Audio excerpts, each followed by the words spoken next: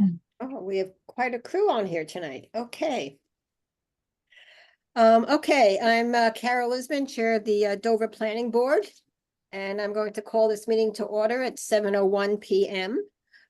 This meeting is being held under the guidance issued by the Commonwealth of Massachusetts in March of 2023 regarding the open meeting law. This public meeting will be held remotely, and individuals wishing to participate may do so by utilizing Zoom video conferencing technology, which is available as a live link on our agenda on the Dover website. I do ask that those who are not speaking to please mute so we don't get any feedback and background noise. And as we go through each agenda item, I'll ask for those who are here for that particular item to identify themselves. So we're going to start tonight with first of 4 site plan reviews. The first one is for 3 Claybrook Road. It's a detached ADU. And Jasmine and Jody Shu, who's the mother of our ADU bylaw, will be working through this. So I'm going to turn the meeting over to Jasmine. But first ask that those that are here for the 3 Claybrook Road ADU, please identify yourselves by name and address. Carol, do we need to do roll call? Oh, you're right. Sorry, I'm jumping the gun. Thank you. So first, to make sure we have a quorum, we'll do a roll call. Jody Shu. Here. Scott Friedman. Here. George Sidgwick. Here. Carol Lisbon is obviously here, and I can't see everybody at this point. Is Bill Motley on yet? No, okay. We also have Val Lynn, our associate member, and of course, yep, and Jasmine Farinacci, our town planner. Thank you, Scott, for reminding me of that. We will now jump to the Claybrook Road ADU. And I ask that those that are here for that to please identify yourselves. Howard and Robin Reisman, 3 Claybrook Road in Dover. Mark Conrad, general contractor for 3 Claybrook Road. David Scharf, architect for the design of the ADU. Excellent. Anybody else?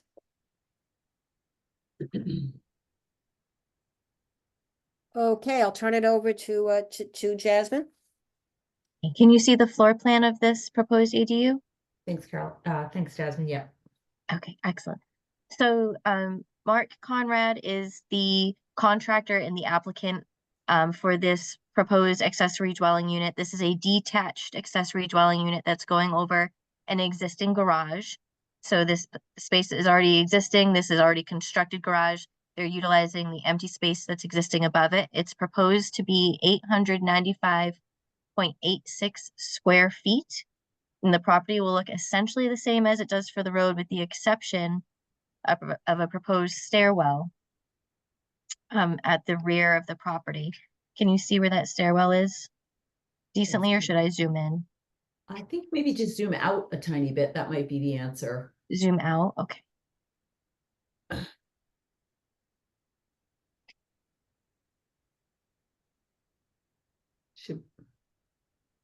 Is that translating? I'm gonna look. Mm. Yeah, that's better, Yeah. I think. Yeah. Yeah. Okay. Thank you. Okay, so this is the proposed exterior deck. So when they were totaling the square footage of this unit, you don't count the stairwell, this interior stairwell, and part of the square footage of this accessory dwelling unit. And these gray hatched areas here are also not counted in the square footage. So that's how it came up to 895 square feet, not over 900. And this was confirmed by Joe Doyle in the building department. We do have an email from him stating that this is under 900 square feet. Thanks. Thanks, Jasmine. And then if we go through. So perhaps would someone from the applicant team like to just talk about the project in general a bit before we get into the detail? Yeah. Go ahead. All right. So basically, this is an existing structure, existing kind of story and a half building, and we added dormers to make the space functional. There was the staircase that is going up through the middle of the space was existing, so there was always kind of unfinished loft space above the garage. And I guess in order to make this sort of viable in terms of the maximum square footage, to achieve a second means of egress out of the structure, we kind of added this deck off the back with the stairs to meet the code in terms of having two means of egress out of a dwelling unit. So the sort of the front half of the structure is sort of like an open living dining kitchen area, and then in the back, I guess on the right side of the stairwell, are two small bedrooms, a bathroom and a laundry. And the structure is, I would say, sort of discreetly nestled kind of within the landscape of the existing dwelling unit.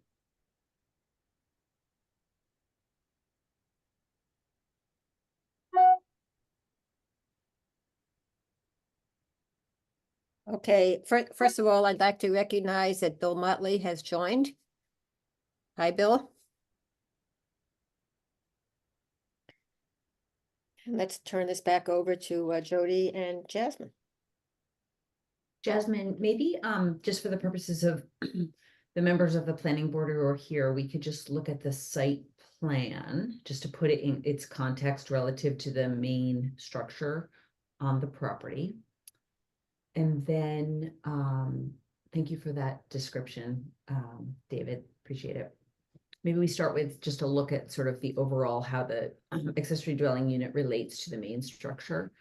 And then we can talk through some of the elements of the bylaw and the regulations associated with it. Okay.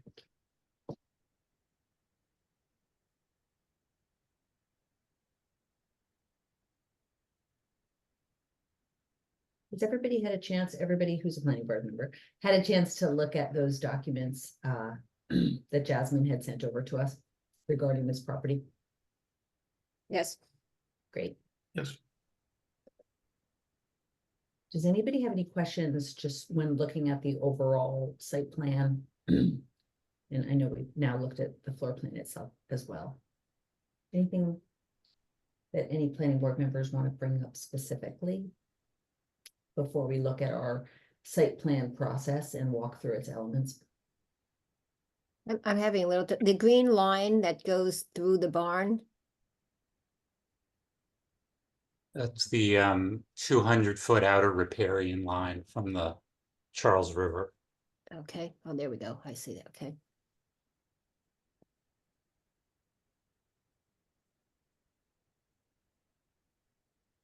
Jody, can you just remind me really quick about the about external stairway access? I thought that there was something that said that couldn't be used as discrete access, but maybe I've got it wrong. No, you don't have it wrong. That's absolutely right. I mean, what the bylaw that was passed at town meeting last spring of 2023, requires that stairwells are enclosed in the structure. So it's certainly a point for discussion here. Thank you for bringing it up, and we'll get to that definitely when Jasmine walks us through the site plan review process. Thanks. And just to level set everybody, so we're thinking about this properly, as you might recall, because I know it's a lot of things we're all tracking. The bylaw that was passed last year at town meeting requires that for detached ADUs, which this is because it's separate from the primary structure on the property, detached ADUs come to the planning board for site plan review and then make their way to the zoning board of appeals for final approval. So we are not the final approval body on this process, but we're a significant step along the way. And we take our site plan review decision and turn it into a recommendation that goes to the zoning board of appeals, along with Board of Health decisions, septic, et cetera, that then the zoning board of appeals reviews as they consider this application. So just kind of to put that in context, and that contrasts with an attached ADU, which would be within the walls of the primary structure. And in that scenario, the site plan review process at the planning board is the final determining body for approval. So we're one step along the way here, but not the final body for approval. Does anybody have any questions about the site plan before I move on to review the report? Is everybody associated with where this is in association to the road, which is, Claybrook Road is down southerly portion of this site?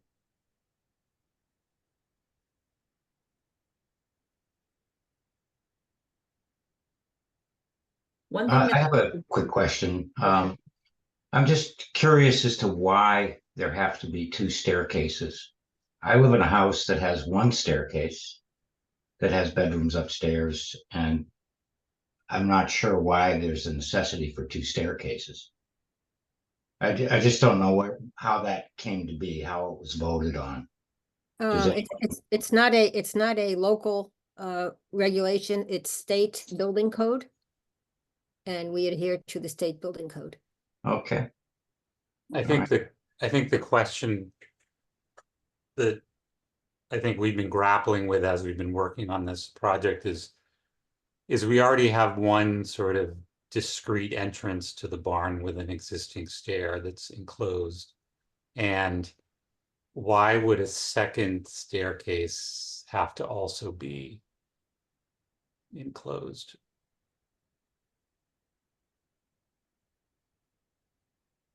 If it's also serving the deck. yes, the building department had informed me that it had to be enclosed. Prior to any variance that we might get on this, may or may not get, that it had to be enclosed. And I'm just not sure why that rule exists as well. well, the original intent of the bylaw and the provisions that were drafted for it was that we would require enclosed access to the accessory dwelling unit. And that had to do with feedback that we received during the planning process and the development of this bylaw, concerns about aesthetics, visuals, etc., character of Dover, and trying to avoid, lots of accessory staircases on the sides and, of accessory buildings. And so that was the original intent of it, based upon, feedback from participants in open hearings and planning board meetings. I think that was sort of the original intent. I would just like to point out, from an aesthetic point of view, that I don't know if the board's aware, but directly behind the staircase is a giant stand of trees in the river. The neighbors can't see. That whole area is basically invisible to everybody. It's invisible to Central. It's invisible to our budding neighbors. It's actually invisible to us. So from an aesthetic point of view, I think it would be lost on any humans, basically. Thank you.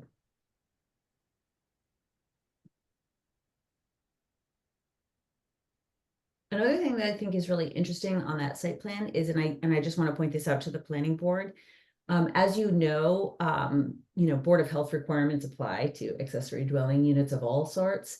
And as I understand it, the applicant had the hearing with the Board of Health. Was that, I'm not sure of the date off the top of my head, and had the septic plan for this approved. Can I get confirmation on that? That's true. That's Okay. correct. And so what's sort of unique about this, planning board members, is that we are looking at a single family property that will ultimately, assuming this gets approved, have two septic systems on it. One that serves, as I understand it, the primary home, and one that would serve the accessory dwelling unit. Do I have that right, Jasmine? You're on That's mute. correct. Yeah. I think Jasmine might be Sorry. on mute. Go ahead. Yes, that is correct, Jody, sorry. Thank you. So I just want to make sure to point that out to the planning board that that's allowable. But it's, you know, so slightly a unique feature here because that wouldn't always necessarily be the case because in some circumstances we might be looking at, you know, accessory dwelling units that share a septic. I think I saw your hand raised. Is there a? No, okay, nobody had a comment. I have a on it. question, Anyway, Jody. Yeah, Val, go ahead. So the septic system that was approved, is it for a 2-bedroom dwelling or is it larger than that? That's a good question. Jasmine, do you know the answer? I know it's 2,000 gallons, but I'm not sure what that translates to. That's a Do you good know? sized tank Um, for 2 bedrooms. A 2-bedroom. Yeah. I have the Board of Health minutes from January 8th. And let me just see, an existing septic system in the backyard and proposed septic system in the front yard. No concern with pumping to the septic tank. It will be a 1,500 gallon tank out to a distribution tank and then to a leaching area. It's only a 2-bedroom design and therefore will need a deed restriction and it's less than a 3-bedroom design. So, That has Great, been thank you. approved by the Board of Health. yes, and Right. under, January again, this is our first detached ADU. So to Jody's comment, we are working through a process to see how it works. And we've noticed a couple things that we need to fine tune.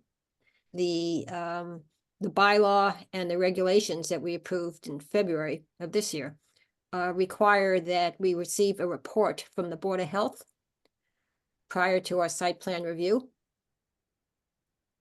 And we have not received that. I did find the minutes. And we will need to condition this upon receiving a report from the Board of Health.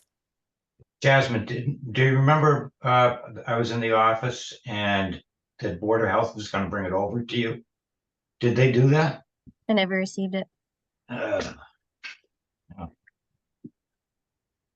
I'm sorry about that. That's, they said I stepped into the office next door and they said they would bring it over to you. Well, it seems like we can move forward with the condition, correct, Carol? Yes, yep. Right, which we often have conditions on the site plan decision, so probably something we can deal with and get our processes in shape moving forward. But Jasmine, maybe it makes some sense to pull up the site plan decision and we can walk through the elements of it and talk specifically about this situation.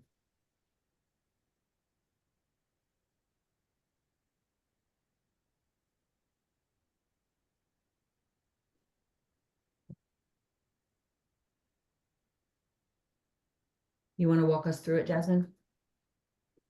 Absolutely. So as we stated, this is pursuant to section 185-36, which is our site plan review, and then section 185-43, which is accessory dwelling unit for a site plan review for 3 Claybrook Road. It's 895.86 square feet as confirmed by the building department.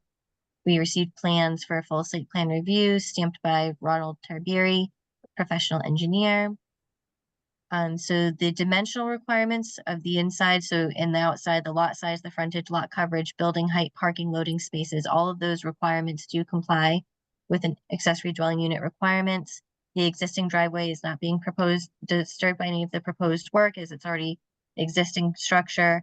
The existing parking appears to be more than adequate to serve the existing or additional bedrooms. There's no proposed landscaping or fencing for this project. It's unlikely this will have a detrimental impact on the surrounding premises as it's consistent to the neighborhood and applies to all building code requirements. It's not a new impervious structure. It's designed to be consistent with the character of the neighborhood and existing structures. It will not have impact on natural resources or groundwater or open space as it's an existing structure. It does not impact town resources. It's consistent in quality and appearance to the existing homes. And And the only section that it doesn't comply with, it does comply with all section of the zoning bylaws in regards to site plan review. But when we go to review for accessory dwelling units, right here, 18543D, it does meet the square footage requirements. The owner will occupy the principal residence at the site as required. There's an entrance proposed on the back of the structure with an exterior staircase that will require a variance from the zoning board of appeals. This does vary from the existing bylaw, which does require that all structures be enclosed. So that's something that we will have to make a recommendation on to the zoning board in our report. We will have to recommend that the board feels it should either be, waived or not waived. The appearance of the structure will not be altered other than the staircase at the rear of the property. The staircase is not visible from the roadway when you drive by. You cannot see the rear of the structure. That's not to say I don't know if you can see it on abutting properties. I did not walk any abutting properties to view what the structure would look like. The ADU used the same driveway and opening and curb cut. There's an existing driveway with existing garage. There's only one ADU proposed on the lot, and the property appearance remains consistent with the exception of the exterior staircase. So we have a few recommendations, and some we're going to add based on this review. And discussions that we had earlier today. So prior to the issuance of the building permit, minor modifications or the site plan may be approved administratively by planning board chair. Jody, did you want to discuss this now? No, I don't think that one necessarily. I think for Carol, one of the things that I think we might want to consider in this, and again, to the applicants, because this is our first detached ADU, we're working through this in real time with you on this public meeting. And so, I'm not sure that we need to change the format of our site plan decision, but we're going to need to, confirm the format of the report that we will send to the zoning board of appeals and the recommendation that we make, because we don't have a format necessarily, because this is our first one. So typically numbers 1 and 2 here on recommendation and conditions, or usually we just call it conditions on a site plan decision, or number 1 and 2 are included just on all site plan decisions. And so the question is, are they relevant here? I think they probably are relevant just for a site plan, but maybe not for the recommendation that we make to the zoning board of appeals, Carol. No, I think that's an excellent point. They're relevant when the planning board has the final authority on Right. site plan review. Right. In this case, we have no authority and we're just making a recommendation to the zoning board of appeals, which has the authority. Right. And so in that case, any changes that are made prior to the issuance of the building permit need to be addressed by the zoning board of appeals, not the planning board. So Right. yes, I would agree that number 1 and number 2 do not apply to detached ADUs when we are simply making a recommendation report versus having final authority. Mhm. So we'd like to remove it in its entirety, or state that any of those changes must go through the ZBA. Well, that's a given. So I would just take them out.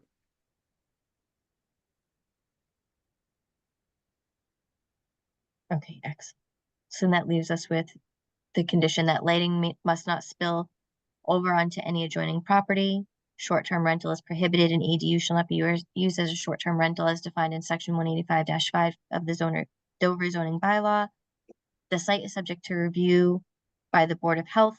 That's a general condition we have in here. Do we want to expand on that for the specific requirement of section 185-43, or does this encompass their required review? So I would actually go back to section 2 of page 1, application other materials submitted to the board, because our procedure requires that the Board of Health submit a report to us. So under normal circumstances and in the future, we should not be doing a site plan review until we get the report from the Board of Health, in which case the report is listed in section 2. In which case we wouldn't need that point. In which case we would not need that So point. maybe for the Exactly. purposes of this application, it's a condition.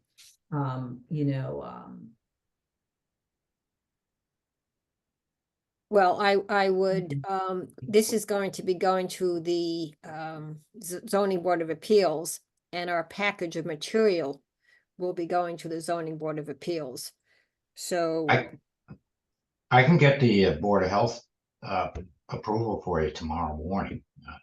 yeah, Sorry that it isn't here yeah. for you right now. Thank you for that. I'm sure Jasmine can too. I don't think you need to come in, but, so what I would suggest is that we make this, conditional, that that this recommendation is, conditioned on receiving a report from the Board of Health that reflects the approval noted in its minutes of January 8th.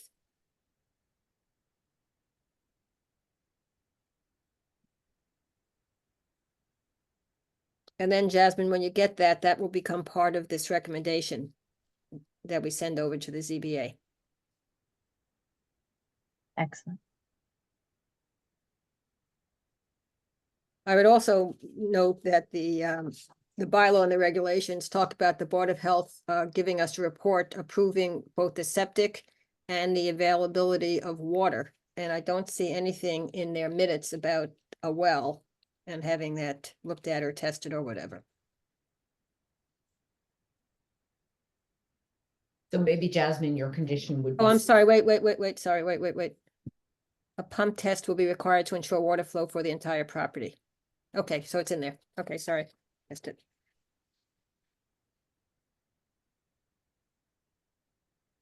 And then the last one, the decision is subject to approval of a variance from the zoning board of appeals for the exterior stairwell. I think the decision in front of the planning board today is the recommendation we will make to the zoning board of appeals, which again is not binding, it's a recommendation. But we'll need to make a recommendation to the Board of Appeals regarding the waiver of the requirement for the exterior staircase to be actually an enclosed staircase. So that's kind of the big nut here that's outside. Carol, Yes, Bill.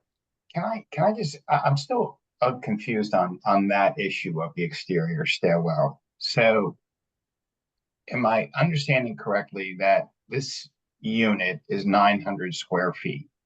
And you stated earlier that per state code for a unit of that size, 2 means of egress are required. That's code by the state of Massachusetts to your knowledge? I verified that with Walter today. And so it is. Yep. Okay. And so the question at hand is, per our regulations, we would require that both of those staircases be inside. And so the ask here is that one be external. Right. It's per the bylaw, not the Per regulation. the bylaw. Thank you. All right.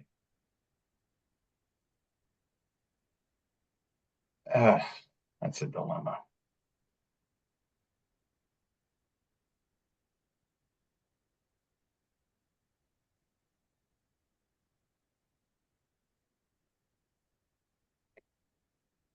I'm pondering that because I think that for any unit of 900 square feet on a go forward basis on an ADU, we have the question of precedent here for all future ADUs with an internal and external staircase. And I'm just not quite sure what others think about that. Is it basically an aesthetic? Is that the reason that it was voted that way?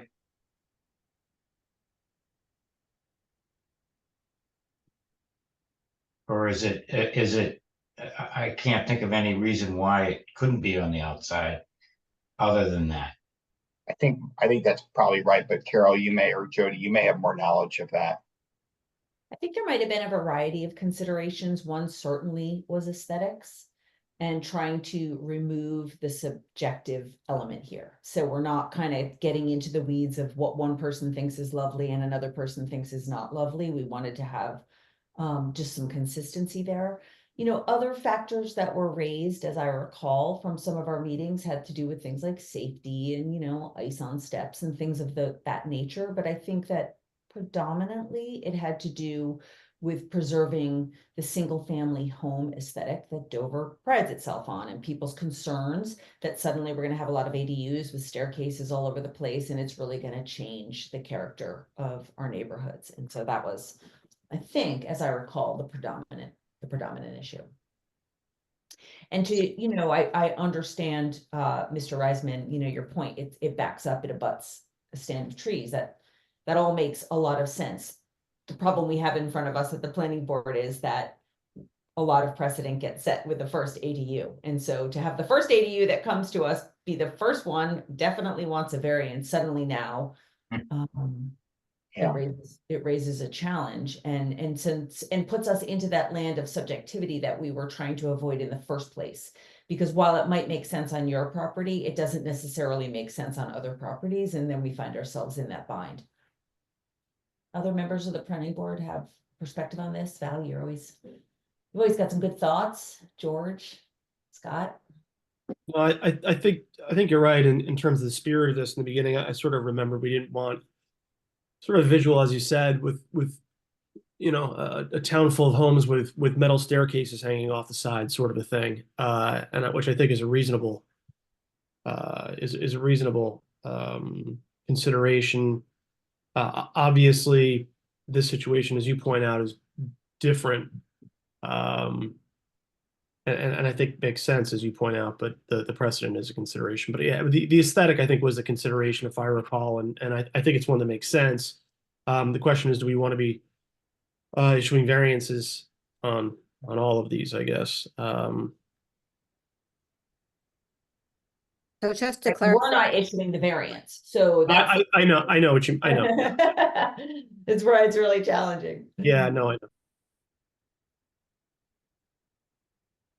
I think you summarized it very well, Jody. It's difficult because I certainly want to support an ADU and get this bylaw started with being used by our community. And I anticipate there will be other bumps in the road that we come across as this does begin getting used. I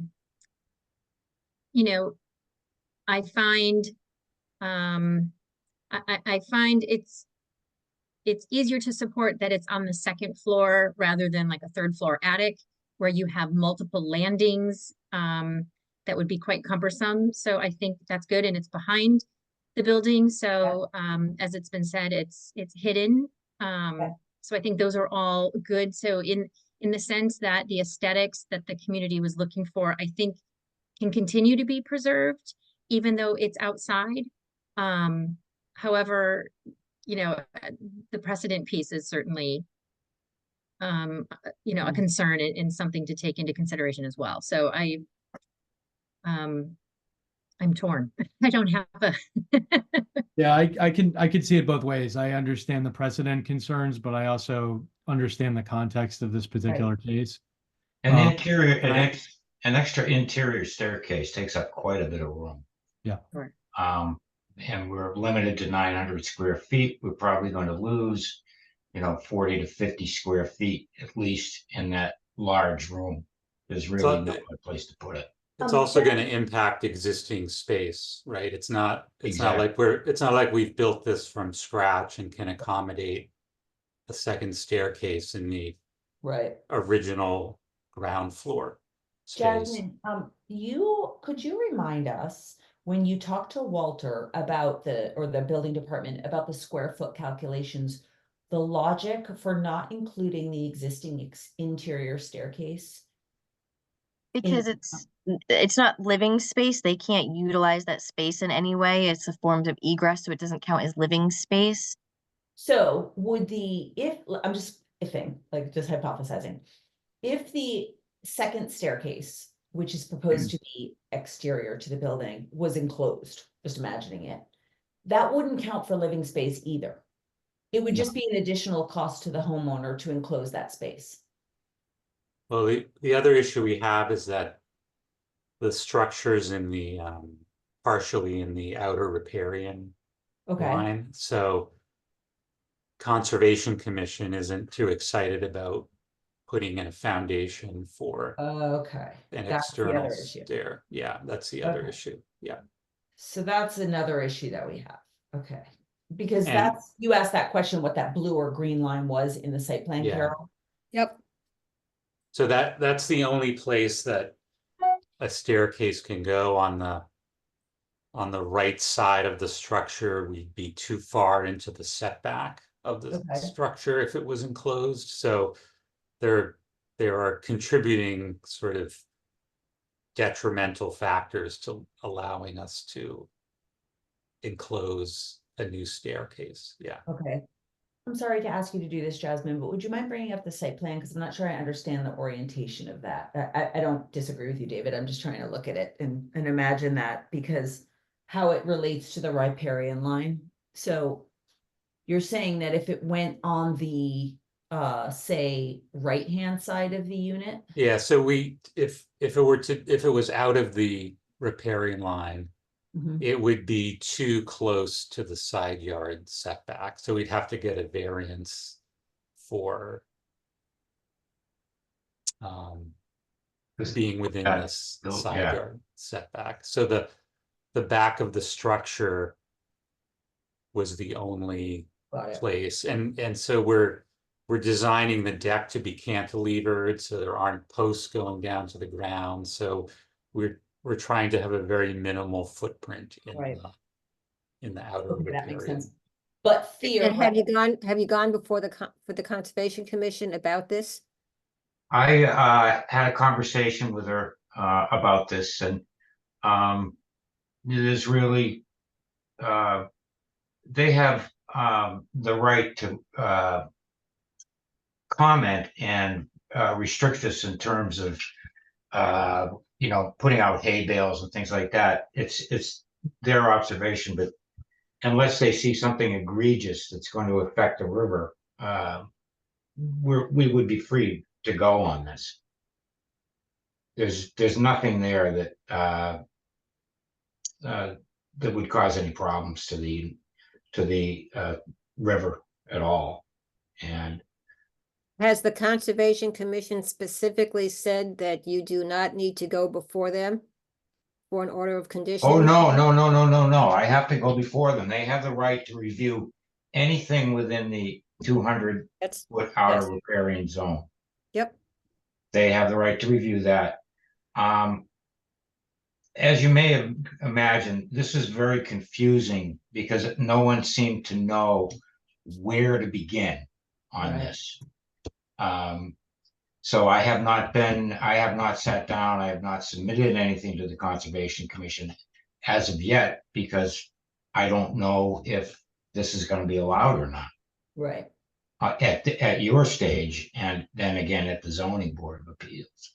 so So- just for, having all the options on the table, even if they're unappealing options, one option theoretically would be to have an enclosed staircase on the right side of the unit and get a variance for the setback, as opposed to having an exposed staircase on the back and getting a variance to the ADU bylaw conditions, right? Those are two options. Obviously, they have different costs and all those other things, but that would also be an option. That would be an option, but what we didn't know until the 11th hour was that the setback to an accessory building with an ADU has to have the full setback, not half the setback. Right.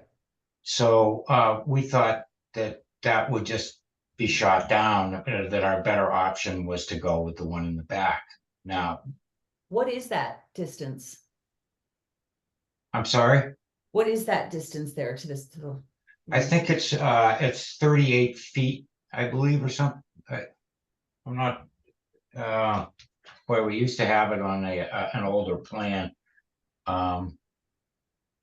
Whatever that setback is, we were like 2 feet shy of it, whatever it was. But as is, are you saying you were 2 feet shy as the building is today? or- No, with or the you staircase. with the With the staircase. With the staircase, yes. Okay, got it.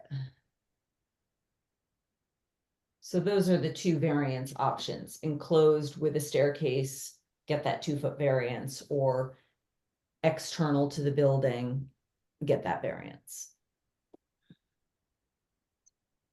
I guess, yes, we had this, we had it shown on a plan, previous plan shown both of them Yeah. as an option. And I think we have to, through the formality of it all, have to pick one, try Right. that. If they say no, then try the other one Right, again later. understood. That's interesting. Okay, thank you.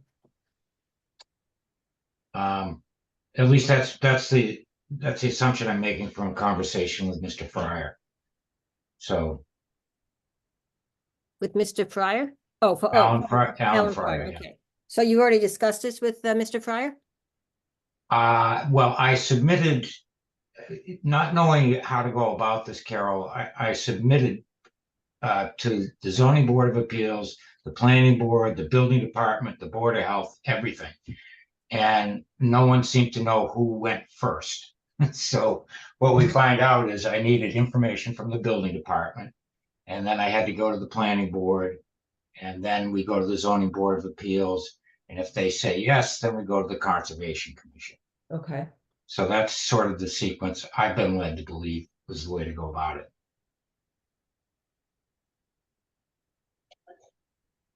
So, you're dealing with as Jody has said, with a groundbreaking application, so thank you for bearing with us. Oh, no problem. No, I get it. I mean, it's brand new. I understand. And it's brand new and you've got a whole bunch of different variance issues. And also, Yes. just to complicate the matter. yeah, I really would like to know what the, to Jody's point, what the setback is, the side setback. And exactly how many feet you would be, in variance of, were you to put a enclosed side staircase. I have that on another plan that I can get to Jasmine in the morning, if that that would be suffices. helpful. I think I can look that up real quick. Well, thank you, David. Do you have it? I'm not computer sophisticated enough to close this down and go Yeah, after. I don't know that I can share it, but I can definitely open it.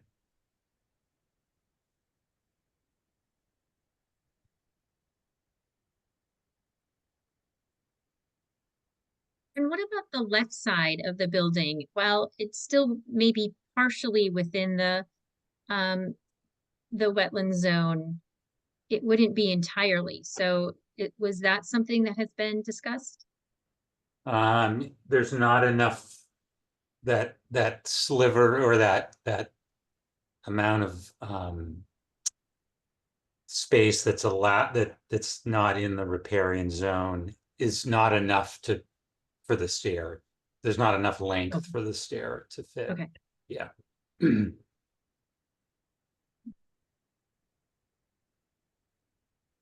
I believe there's a overhead barn door for access Right. there.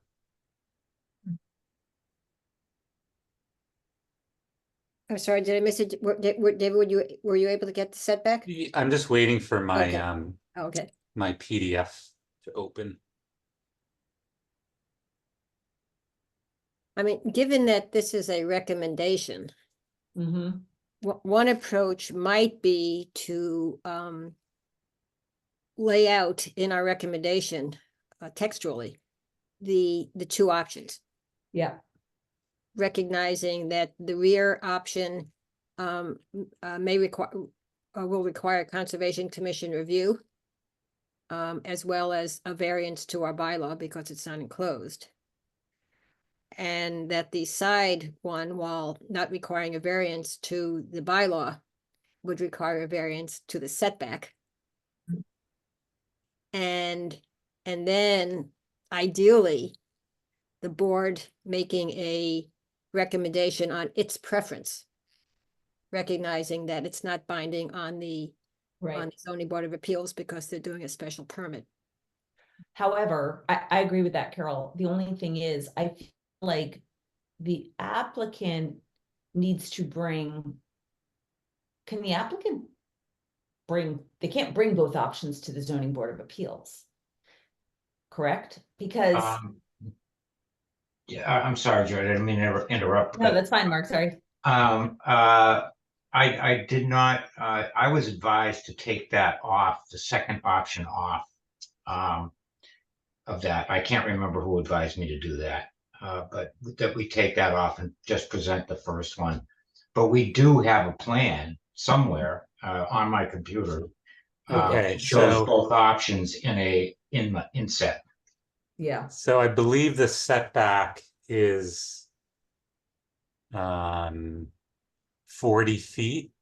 yep, Does that sound right? side and- setback, Yeah, I believe it's 40 feet. Setback. Yep, Yeah, and we would to do an enclosed staircase on the right side, it would be 37.5 feet to Okay. the corner. got it.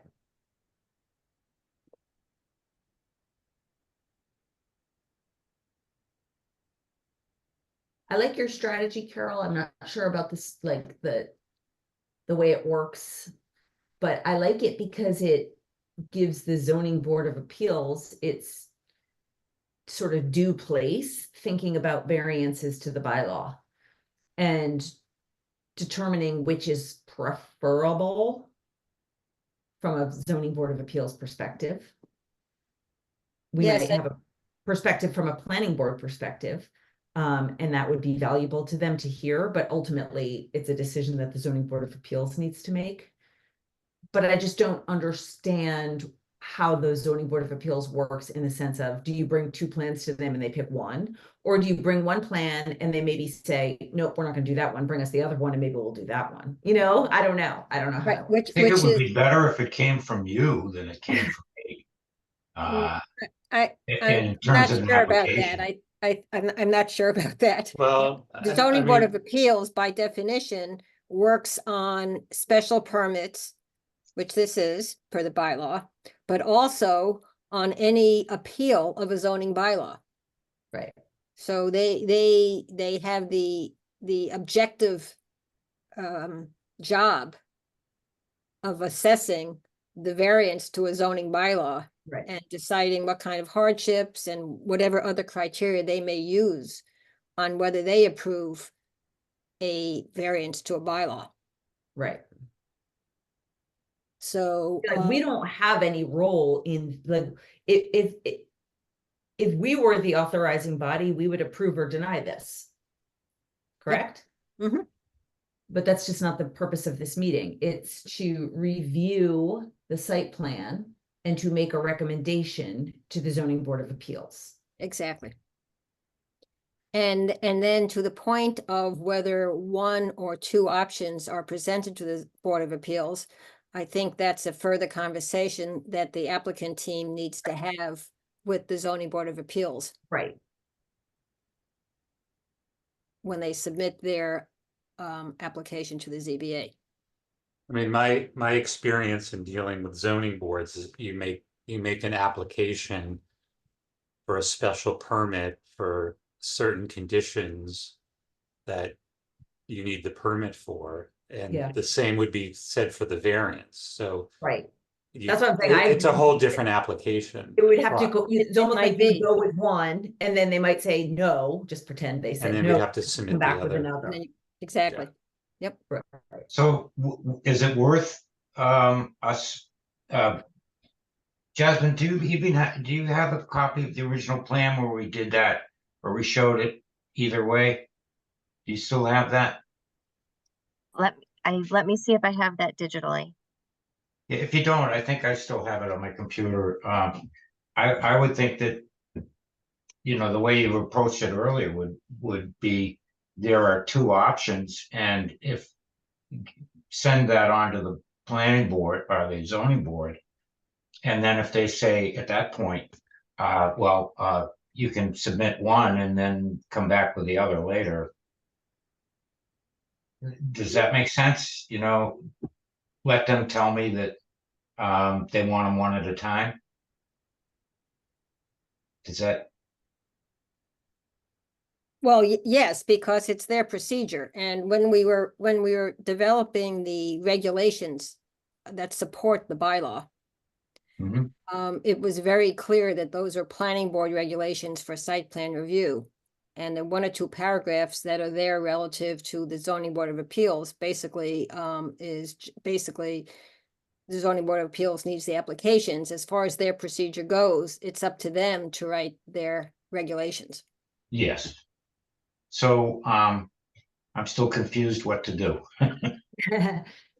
Well, it feels to me like you're already down the road here with this option A, which is the staircase unenclosed in the back of the building.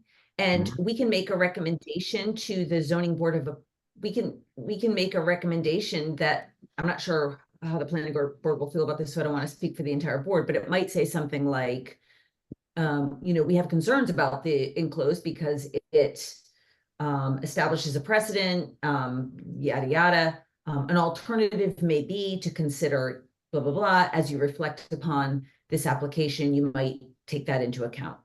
Something along those lines, you know, so that we give the zoning board of appeals, I'm just brainstorming here, Carol. You give the zoning board of appeals the information about the second, you know, a very top line. We understand there's another plan that, you know, could be an alternative. In which case the applicant would probably have to start the process again, unfortunately, because it would probably mean that you come back to the planning board and we talk about option B. And then we make a recommendation about option B. I think, even though that feels like a clunky process. I don't know that I don't know another way around it. I'm not familiar enough with how that might go, but I think you're right, David, that like you do one thing at a time with the ZBA. They're not like really into option A, option B. Well, is there any objection to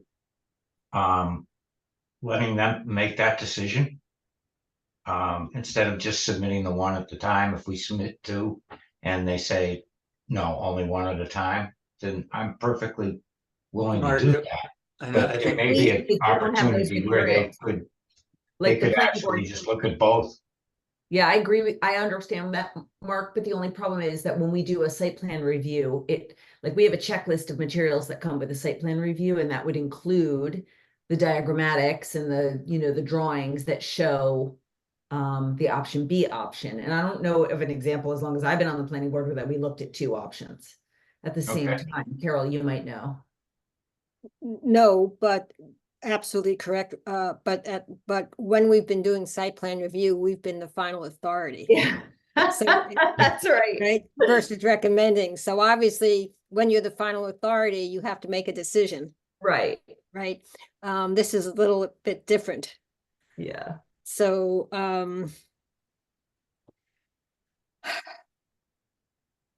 what if we were to,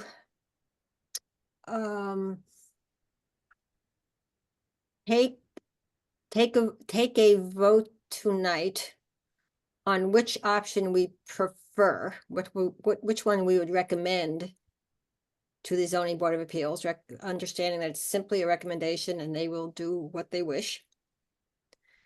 But that we have looked at both. But we that it- haven't. Right, exactly. Wait, in a minute. Yep.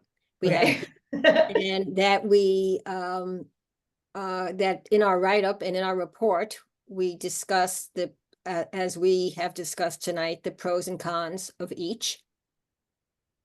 And that is what we give to the ZBA. Yeah. So that being said, though, we have not seen a plan for the side enclosed staircase. We can get that to you tomorrow. So we would have to, or there'd be no rush because we don't have a meeting for another 2 weeks. So we would have to review this again at our meeting on April 8th. Okay. At which point we would have, Jasmine, a draft of a Mhm. report that sort of takes into account all the pros and cons that we've talked about tonight.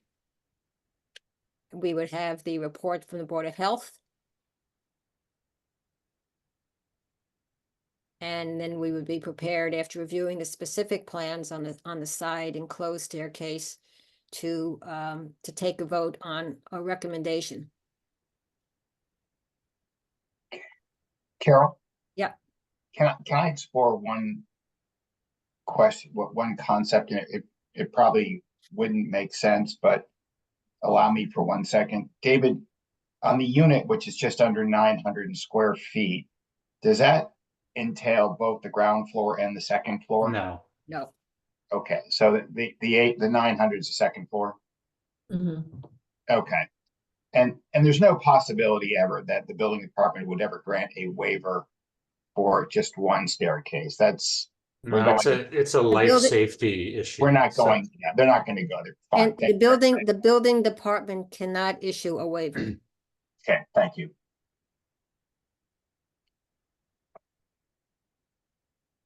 My thought was if you did enclose the staircase in the back, you wouldn't have to go to the ZBA at all, correct? You'd only have to go to the Conservation Commission?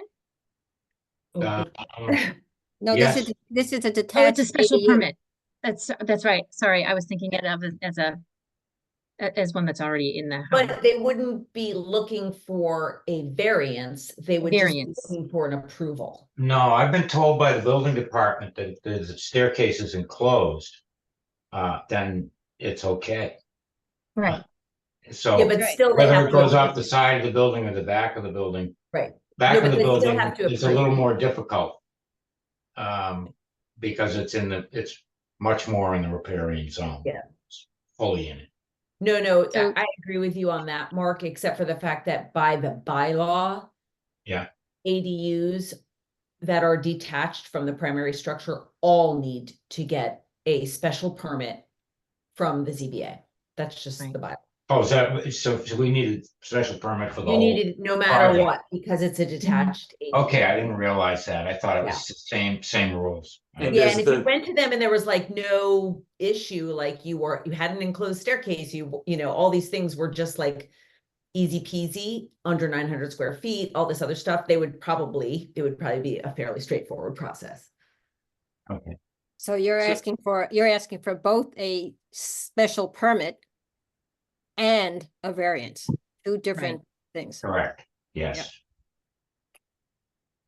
All right, so I can gather the information and get it down to Jasmine, and I can knock on the door again over at the Board of Health and see if they'll accommodate me this time Yeah, with the plan.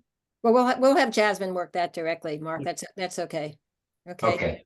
Okay, I stopped by there today.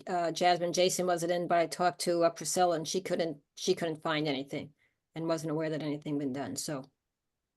Okay, we'll take care of that. And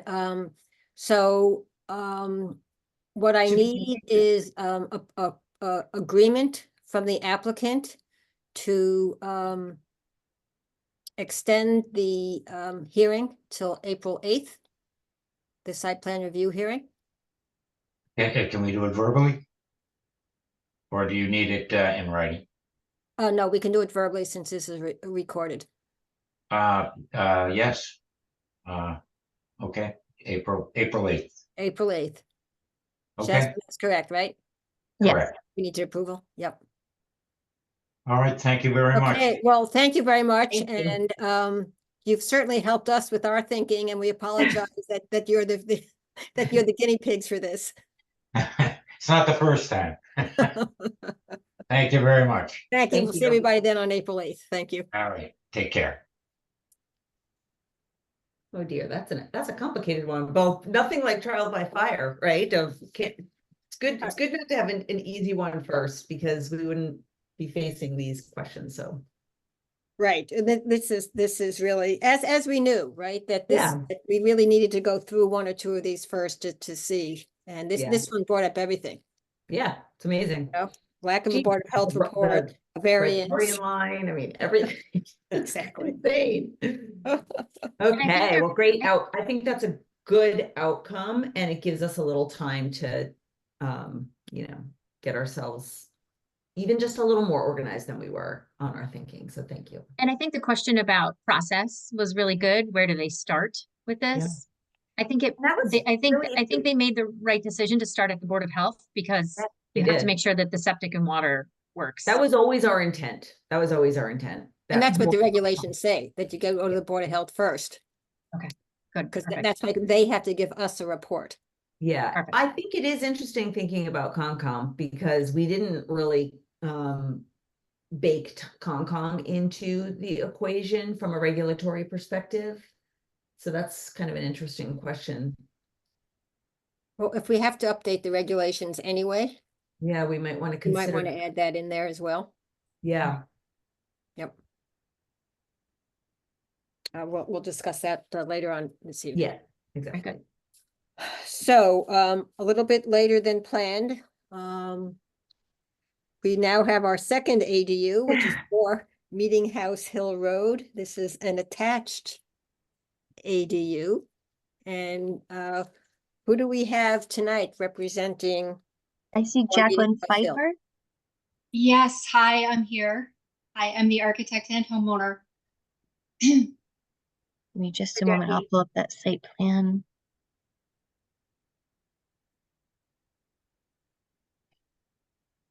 And are you the only one? Yes. The most important one, but the only one. Okay.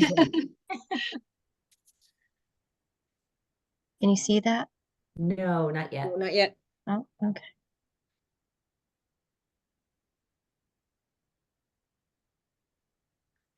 There it is, thank you. Oh, okay, good. All right. So this is an existing dwelling.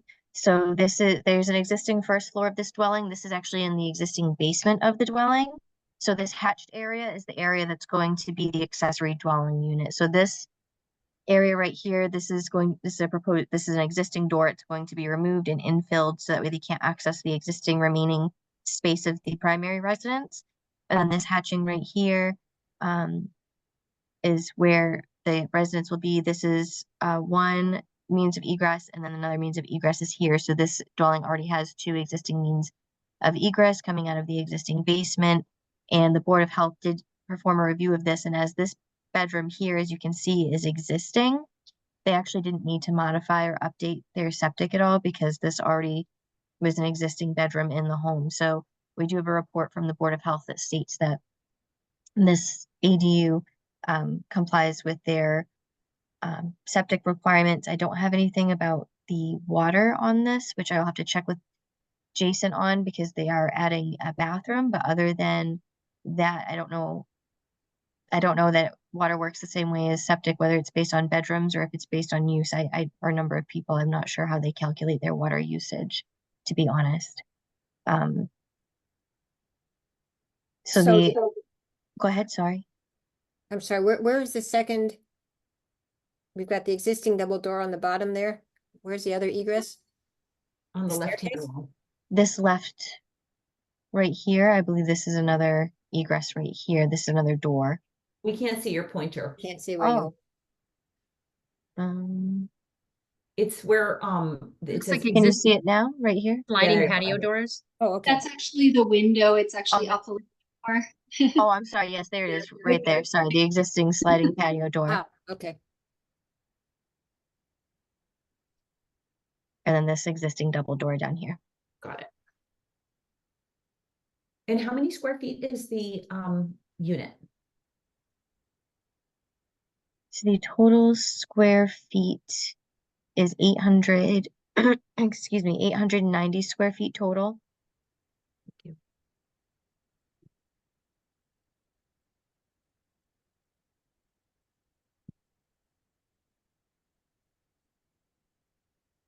Can you share the site plan with us?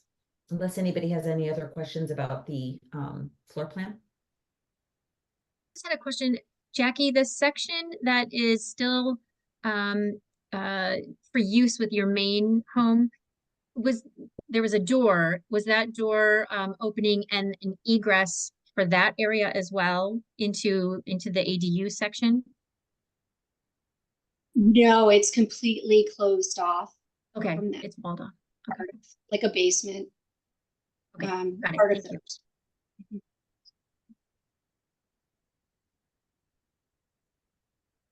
Can you see that? Is that, just curious. I thought there needed to be two means of egress from a basement as well. There are. There are. There's a sliding patio and double doors. But it's closed off from the ADU? Yes, You go upstairs, Yep, so I'll reshare the plan. like a So walkout basement. let's see. It's a walkout basement. I Can you think see it?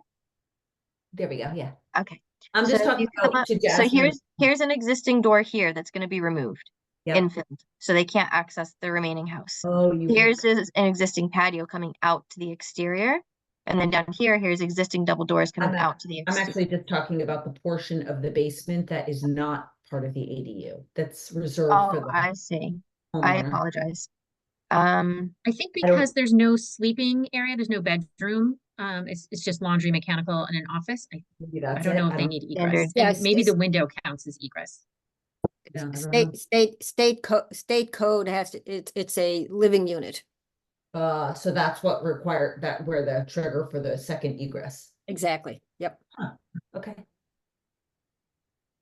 And Thank you. then come back to the site plan.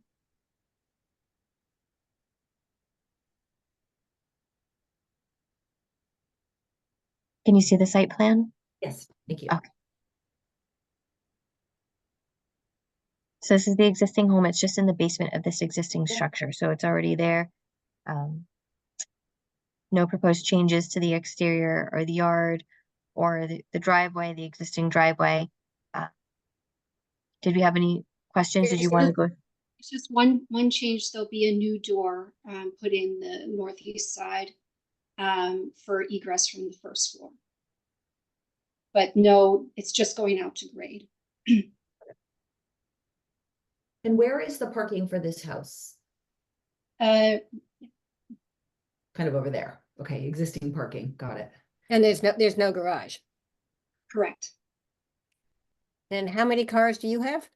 Or how many cars are in the primary residence? How many, we can fit 4 there up front, plus 1 up on the street.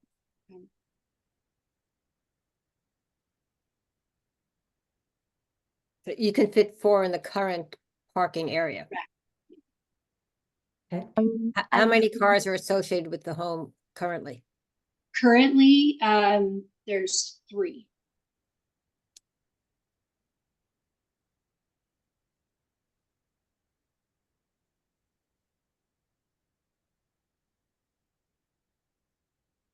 Other questions from the planning board?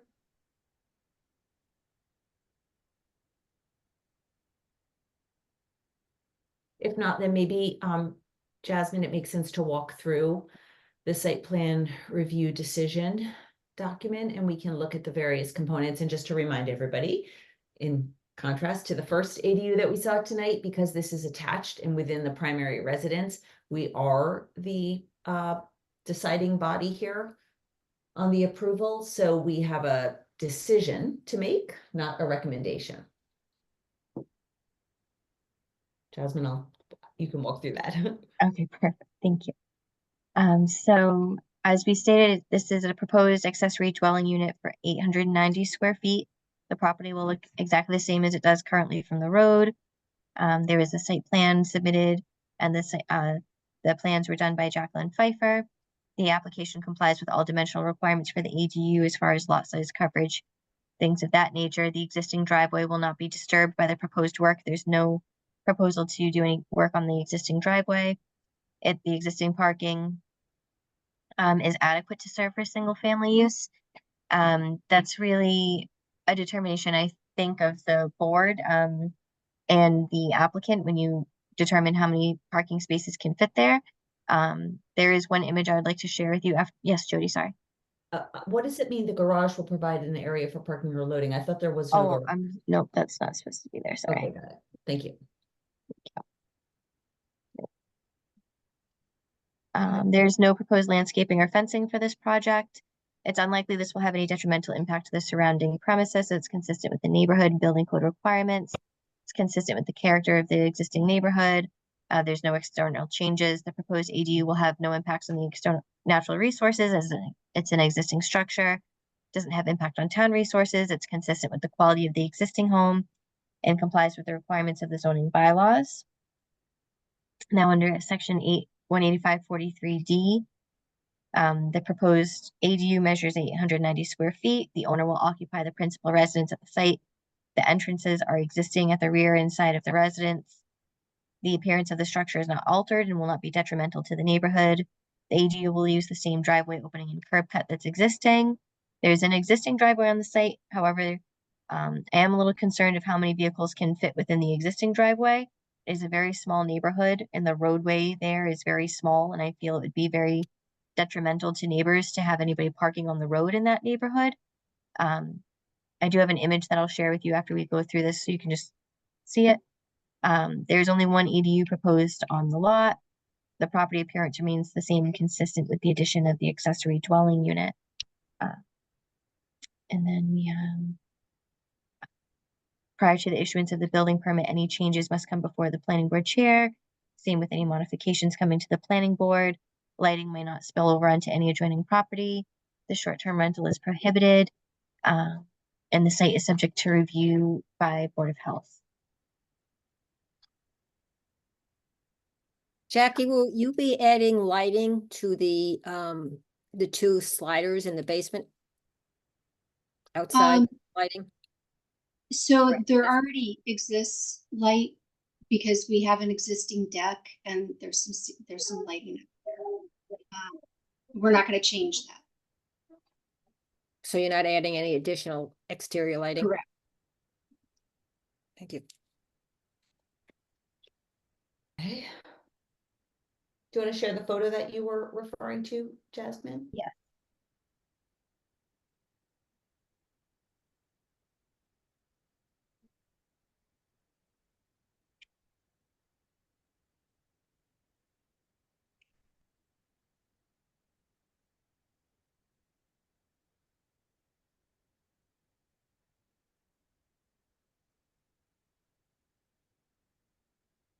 Can you see that?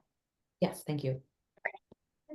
So I'm not saying that you cannot fit 4 cars in here by any means. I'm just noting that it is, tight parking. And it is a tight neighborhood. I don't know if you're familiar with the street at all. It is very close to the town hall. It's difficult for 2 cars to pass one another on this road existing as it is without any cars parked on the road. So it's just something that I just wanted to bring to the board's attention with this particular case. Just so that way we didn't run into any issues in the future. Is this a recent photo, Jasmine? Yes. And are there any plans, I guess this is a question for the homeowner, are there any plans to remove the gravel pile? Yes, of course. It's almost gone. Okay. Do we know what the width is of the that area from the fence on the left to the retaining wall on the right? Off the top of my head, I don't. But I can fit 3 cars across and then a couple behind those cars, at least that. So, I mean, it depends on how we come in. So you could fit 3 cars parallel to the road? Correct. And then at least that, maybe 3.5. It's a little more room there. Depending on how we drive in. So I guess what we're getting at is that a concern about parking, right? That it would be spilling over onto the road and that would then cause a disturbance. So one of our areas of consideration is impacts, right? On the neighbors and the abutters, I believe. I forget the exact words. Jasmine, if you wouldn't mind just scrolling up so we can look at that, so that we can just think about that. I think it's let's see, limit ADU, the parking, obviously, fencing. We're not even talking about screening, but if you went up a little more, there was one that has to do with impacts.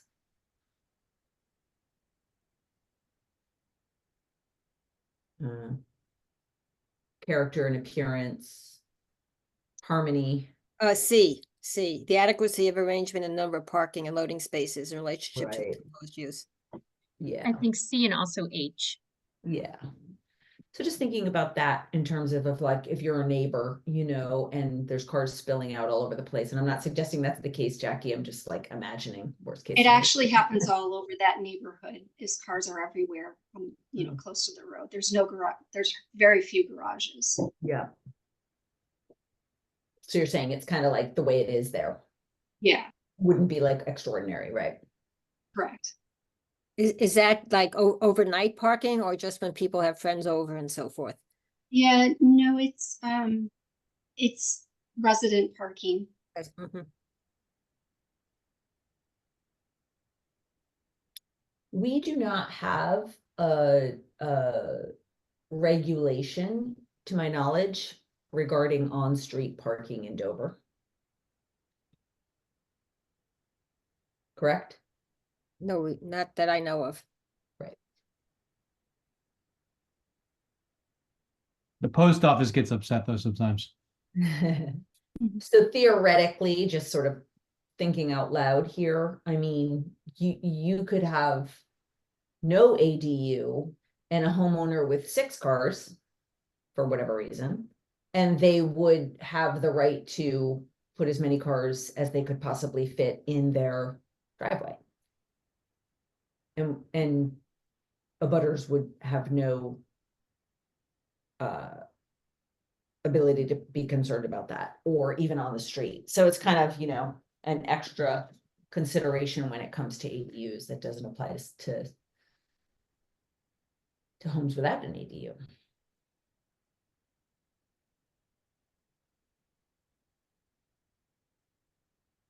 So does that mean we shouldn't be considering that criterion?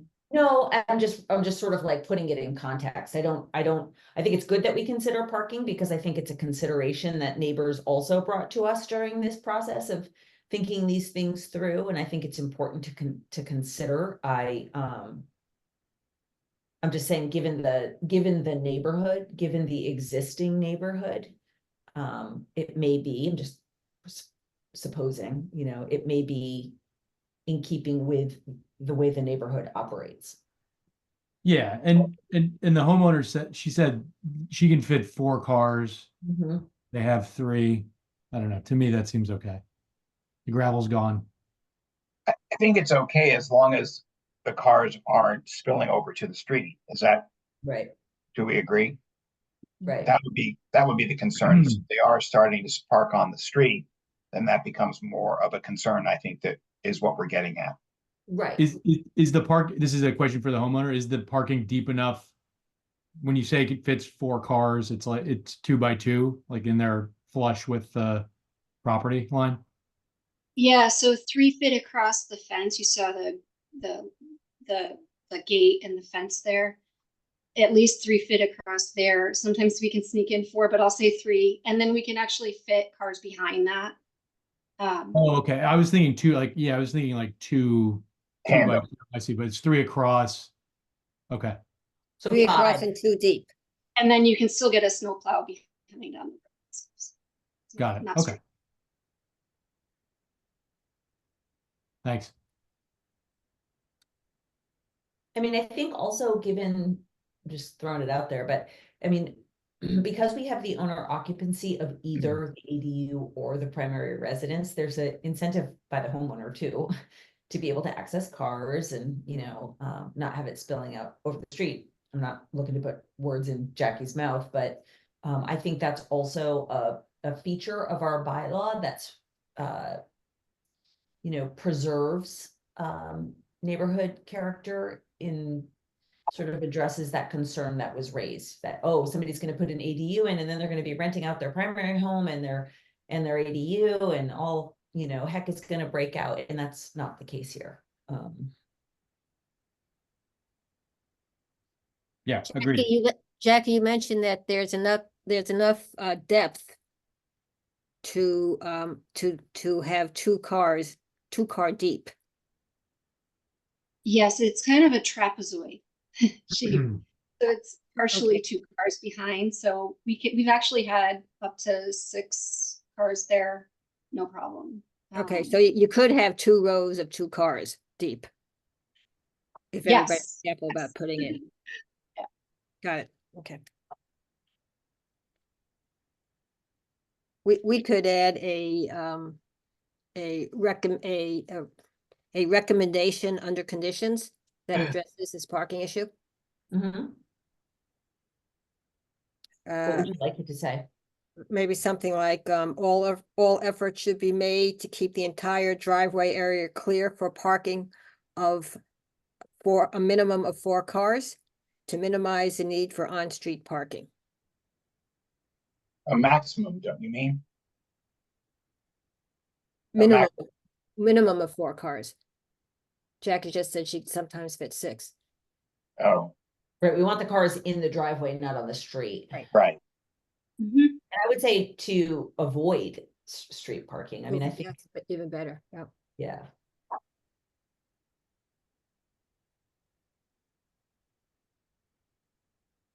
To avoid the need for on-street parking. Or the use of on-street parking, yeah. And all efforts should be made to keep the entire driveway area clear.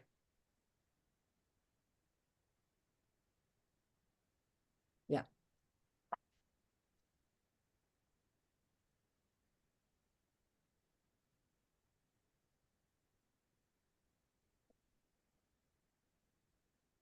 To avoid,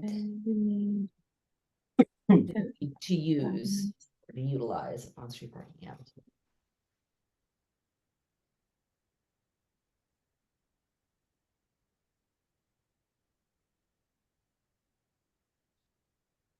I feel comfortable with that. I mean, I think that, in the absence of regulations that mandate the number of cars that can be parked in anybody's driveway or yard, or in the absence of regulations having to do with on-street parking, we do our best to, review these things and try to establish conditions like this that make sense and, are friendly to the homeowner and also to abutters and neighbors. And I think that feels like the spirit of this.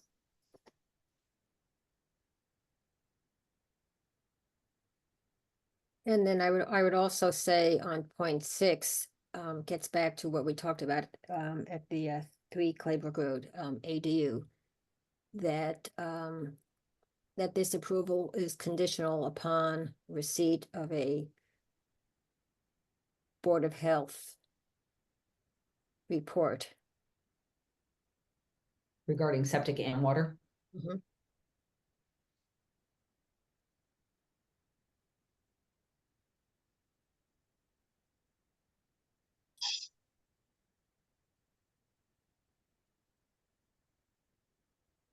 Because Jasmine, I believe you saw what I saw today, which was their document approval, but it's not a report to us.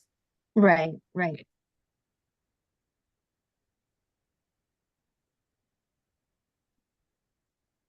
It's not septic, it's not water use, it's water capacity.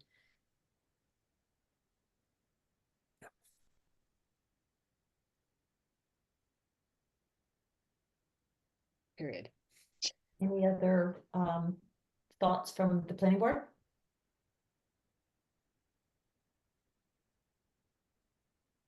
So we can take off number 6.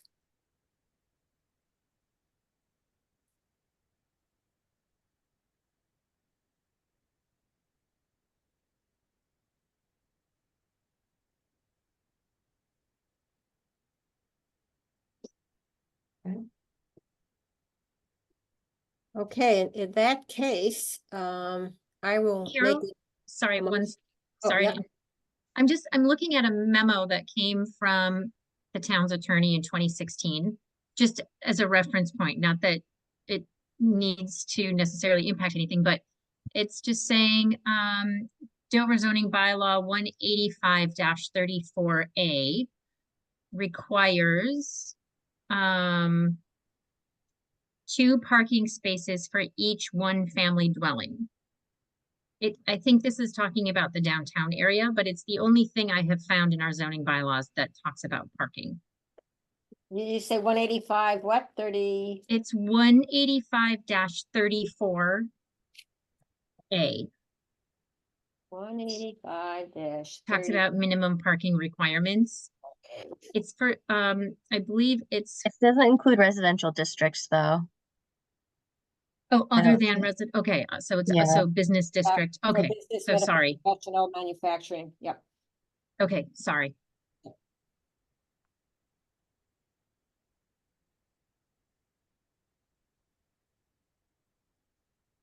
This was the off-street parking bylaw, Val, that was approved at town meeting to address the need of the trustees of reservation to add parking off of Powasset Street, Mm, parking lot that's there. So that's the genesis of this particular bylaw. Any other questions or comments? none, thank you.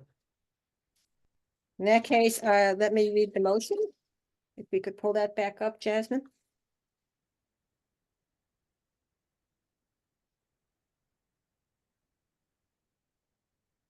I move that after considering the application and other materials submitted at its meeting of March 25th, 2024, the board approved the plans of 4 Meeting House Hill Road with the following conditions. 1, prior to the issuance of a building permit, minor modifications to the site plan may be approved administratively by the planning board chair. 2, any future modifications to the site shall be reviewed and approved by the planning board. 3, the lighting on the site must not spill over onto any adjoining property. 4, short-term rental is prohibited. An ADU shall not be used as a short-term rental as defined in section 185-5 of the zoning bylaw.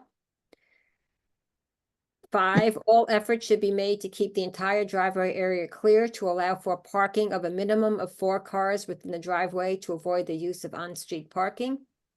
And 6, this approval is conditional upon receipt of a Board of Health report regarding septic and water capacity. Do I hear a second? Second, All in favor? George, Yes. Scott, Yes. Jody, yes. Carol? Yes, and Bill. Yes. Okay. Jackie, thank you very much. Thank you. Thank you very much. And good luck with this and buy small cars. Advocating me. Okay, thank you so much. Take care.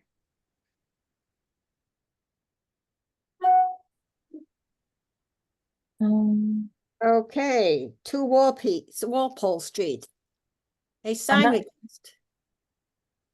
I'm not sure who's here for this one. None of the names in the waiting room look familiar. Anybody here representing mobile gas station? Yes, Marcus Ogburn with Total Limit Solutions. Okay. All right. Mark, could you just spell your last name, please? OGBURN. Okay, thank you.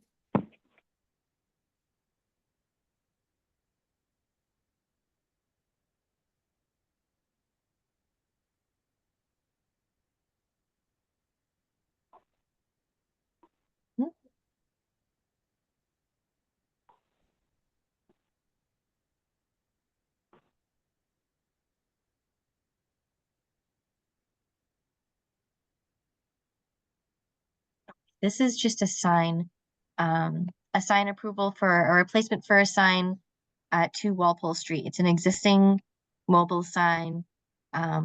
It's 44 inches high and 98 inches wide, mounted on an existing pole measuring 16 feet and 1 inch high and 6 inches in diameter, with 2 proposed LED signs measuring 52 inches by 42 inches.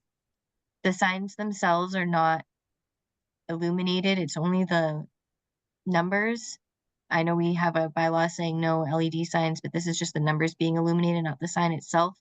The mobile sign up top is not illuminated at all. It's sort of like an embossed type of sign. It's replacing exactly in kind the same dimensions of the existing sign. The biggest difference is that, you know, the numbers will go from being the card placards that they have to change out to being digital. Is the current mobile sign should know that, given how many times they go through out of the parking lot at night at the townhouse, but I don't remember. Is the current mobile sign lit by a ground mounted spot at night? Oh, that I'm not sure. I was wondering the I same. don't believe it is. Sorry, Mark. Was that somebody? I said I don't believe it is. But we're not suggesting the new one would be either, right, Carol? Right, I was just wondering if the current one is, right. Is it to be lit externally from a, Well, right now, our bylaw only allows external spots, if you will, to a sign. Yeah, so the only thing that we're proposing is lighting up the numbers so that they can be a little bit more visible and that the store owner will be able to change the prices via remote from inside. So like when you guys have bad storms or whatnot, you don't have to go out there and try to change prices when it's snow piled up and things like that. Because right now he has to do everything manually. So pretty much we're just trying to upgrade it to where he can do it electronically. And the only thing that will illuminate would be the actual prices. And the prices would be illuminated in red? Yes. wouldn't that be considered sort of backlit to a degree? Well, it'd be luminescent. It would just be the digits lighting. Backlighting would actually be lighting up the whole sign, and that would be, LED bulbs and things like that. This would just be like LED digits, so it wouldn't really cast like a shadow or any light to other areas. It would just illuminate to be more visible for customers and things like that at night.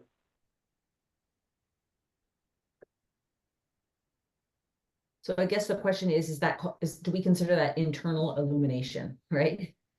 No sign shall use flashing or intermittent lights or moving or animated parts or internal illumination. So in terms of illumination. It depends on the way the lights are. If it's a window on it, I guess it would be considered internal illumination. But if it's not a window on the digits, it'd actually be on the exterior of it.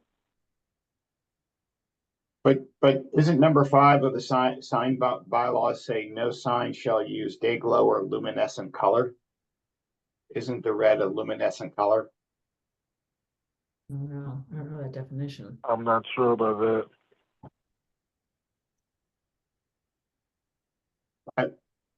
And would those prices be on all night? Yes.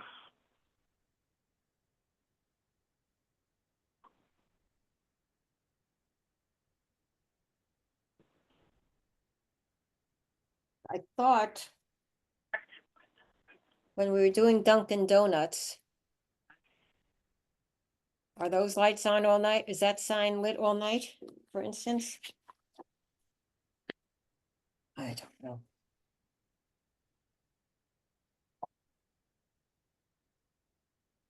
Did we confirm this current mobile sign is not lit at night, correct? No aspect of it is?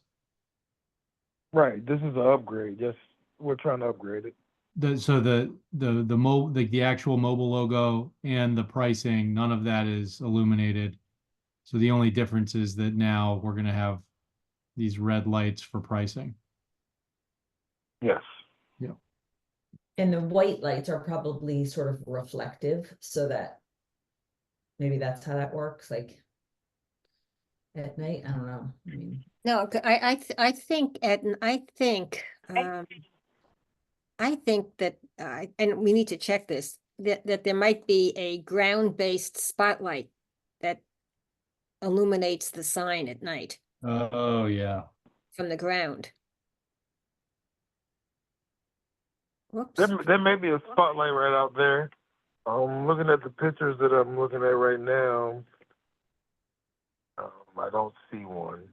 in the pictures that Carol, I had. can I just ask what is driving your interest in that question? Because I think you're saying with the replacement, that spotlight would go away. Well, the question, I guess my question is, if there is a spotlight that illuminates the sign when it's dark, does the spotlight turn off at a particular point of time at night? Right, you're saying whether it's Probably. old or the new sign.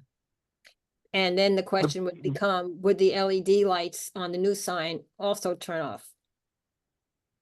No, the LED lights would not turn off because that would be how they would display the pricing.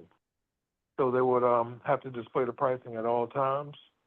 But So don't, it why wouldn't would shut they- off. Well, they don't have to display it when the place is closed. I'm pretty sure you can get gas any time of the hour, so that price would have to always be displayed. you can get gas at the Dover gas station at like any time of day, even when they're not open? I'm not sure because where I'm from, gas is 24 hours because it's self-serve. Yeah, I don't think so. That's not No, the- not at all. I've run into that problem before. Yeah, me too. So where are Well, you nine. where are you, like, I'm just curious, where are you calling in from? Virginia. Okay. Have you been to this location before? Yes, sir. Okay.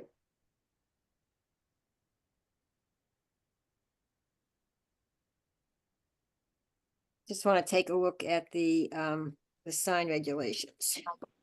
So the illuminated digits are again, they're luminescent. And what color are they? Red. Red, they are red. Right. And so if the sign vertically is 52 inches tall, so approximately 4 feet, 4 inches. So each of those those numbers, based on this scale of this, are slightly over a foot tall, maybe a little bit more. They're right at 10 inches.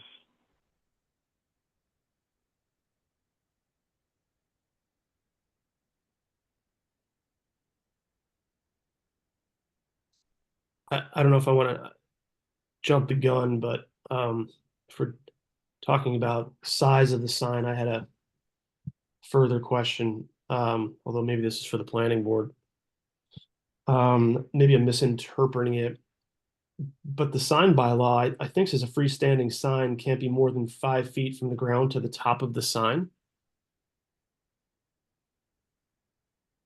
Well, I think as Jasmine notes in her letter, this project is exempt from certain aspects of the bylaw. Is that correct, Jasmine? Well, it's already, so since it's already pre-existing and they're just replacing in kind, it's already been approved at some point to be over 5 feet, so they're not requesting, it's already there. They're just requesting to replace it. With the exact same size. Right. So it was already approved at over 5 feet previously, and now they're just requesting to replace previously approved signs with new ones. Well, wait a minute. I just want to clarify that point. Yeah, hang on one second. I'm not quite sure that's what I'm interpreting here. What I think is existing is a non-illuminated sign. Right, I'm saying the Right. size, that's all, we're talking about size, he asked about height, so as Just- far as height and I size, understand what diameter, you're saying, they're right? the same. I'm just making the clarification to the point that you're right. We're not altering the overall height of the sign, but what we're seeking to Right. do is alter the lighting. That Yes, currently is in place. right, I was only speaking to size at that time. Thank you. just Yeah, no, I get specifically. it. Great. Yeah, understood. But I guess my concern, my question is I'm looking at under the sign bylaw number 5, and it does say, I mean, these are LED lights, which are. Bill, if I could just continue my point there before. Oh, I'm sorry, George. I apologize. Yeah, so my question would be then under D4, any non-conforming sign lawfully erected prior to the effective date of this section will be preferably brought into compliance, but this bylaw in any event should not be reconstructed, extended, or structurally altered by an existing or new business unless it's permitted, blah, blah, blah. It's not a new business. It's an existing business. Right. They're keeping the same business. Extended So or, if- hang on, extended or structurally altered by an existing or new business. Unless it is permitted pursuant to Mass General Law, Chapter 48, Section 6, which I did look up the other day. And that basically says that as long as the nonconformity is not increasing. So for instance, if they wanted to put in a bigger sign, that's increasing the nonconformity, and that would not be allowed. Okay.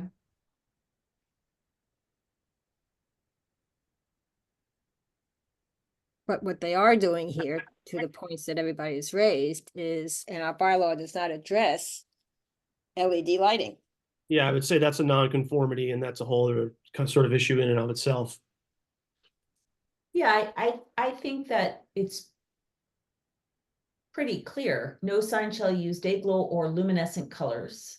I think red is in the luminescent family. And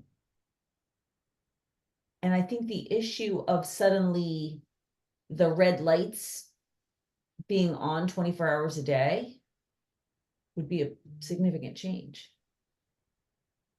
Yeah, I think that's pretty clear. I I mean, would it's say that luminescent really- lights, day or night, would be a big change. Agreed. We'll hear about it.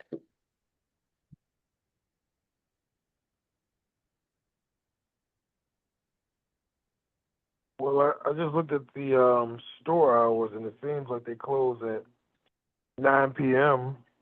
at the latest. So I feel like, we could do it to where if it's allowed, they can just have it shut off by, 9 p.m. when they close.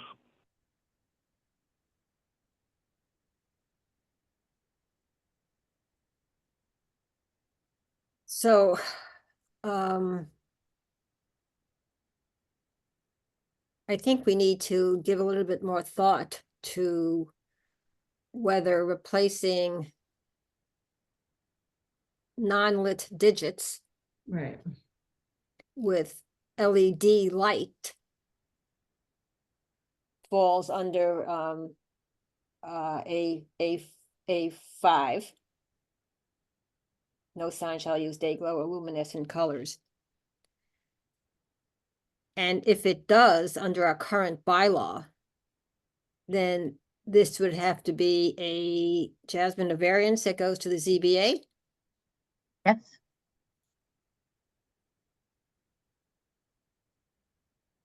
And we might want to add this to our list for next town meeting and think about adopting sign changes that reflect current technology, or not, but at least have that conversation.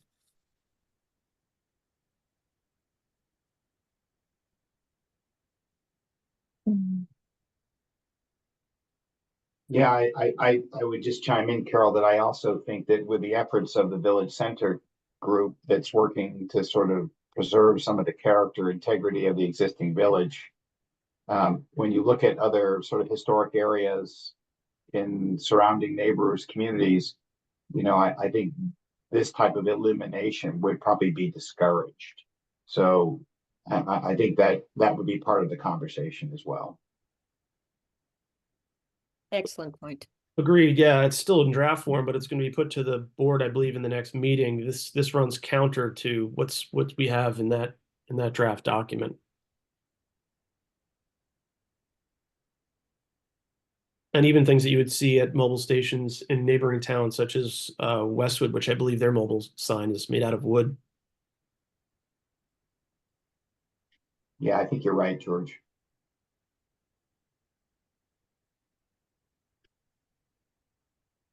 Jasmine, your thoughts?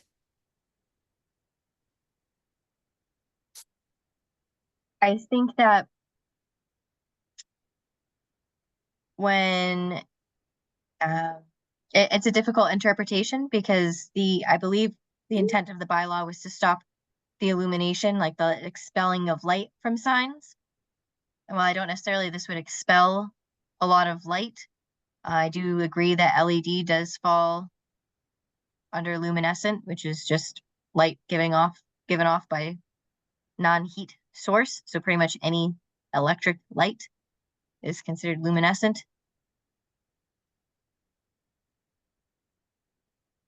You know, historically, when we were updating this bylaw back in 2017, we had a long discussion.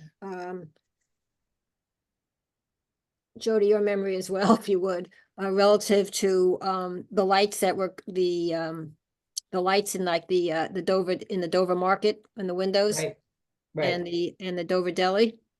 Yeah. And limiting them severely. Yeah.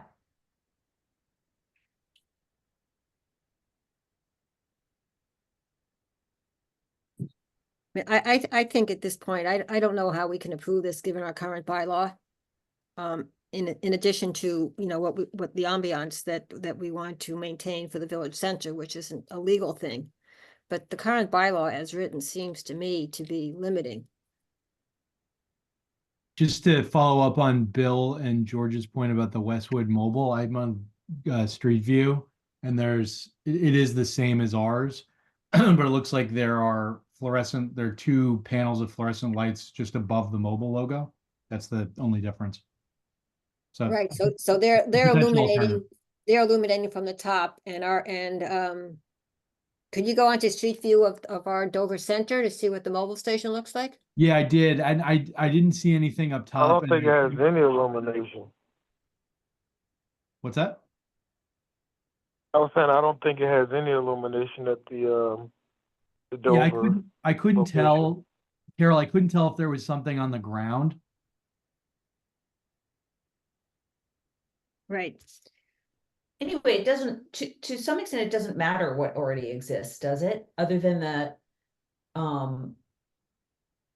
what we're really grappling with here is the letters, the red letters. I mean, Well, it's an alternative. If they want something that's illuminated at night, we could potentially agree to allow. no, and I recall this exact conversation, like we had a lot of discussion back when we were dealing with the Dunkin' Donuts, you know, thinking about, you know, what the business owner sort of theoretically wants in terms of visibility and what Dover wants in terms of aesthetic and ambiance. And, you know, if the station's closed and nobody's driving through Dover Center, what is the purpose of a lit up sign? And maybe that was some of the thinking that instructed the sign bylaw when it was drafted. Right, and I'd have to look back. I'm not sure that we didn't put a limitation on the lighting of the Dunkin' Donuts. Dunkin' Donuts has 3 lights above the sign.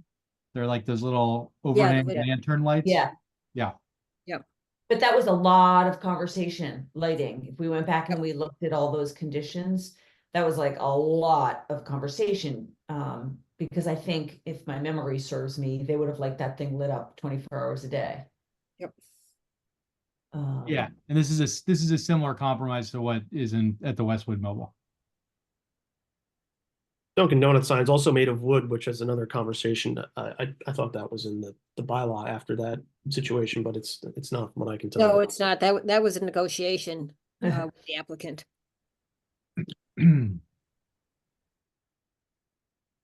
So do I Well, hear once again- consent?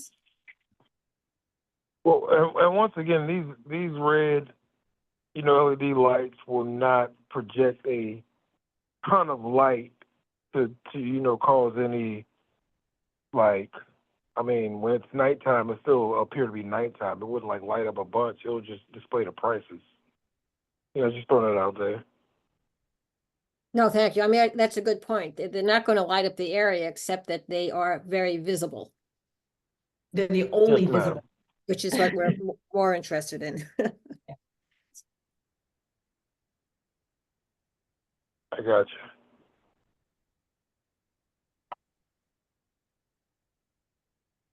So folks, is there a consensus that we not approve this sign?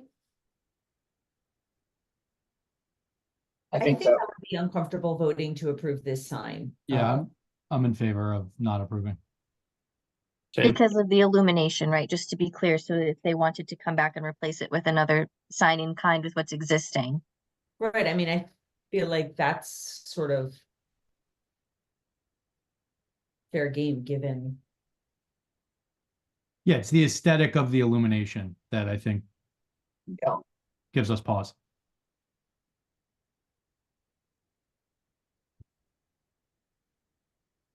So I am going to make a motion to not approve the request of the mobile gas station at 2 Walpole Street, Walpole Street, not Walpole Drive.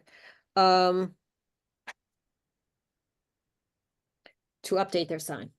Do I hear a second? second, Take a roll call vote. Jody? I'm not sure if the word is approve or disapprove. So, Motion is to you're going not, to approve the motion, which is to- okay, I approve the motion. George, I approve the motion. Scott, Yes. Bill, Yes. Carol, yes. Okay. Jasmine, I would ask that you put on your long-term to-do list, like before next town meeting, to explore a sign bylaw a little bit more. Perhaps we can all, next time we're driving around Dover Center at nighttime, let Jasmine know what signs are lit and how and what aren't, since she's not here in the evening, so that we can take another look at our sign bylaw and just make sure that it's what we still want. Agree. Okay? Sounds like a plan. Okay, well, thank you, Mark, for attending. Thank you. Appreciate your input. Yes, ma'am. You guys have a good night. You too.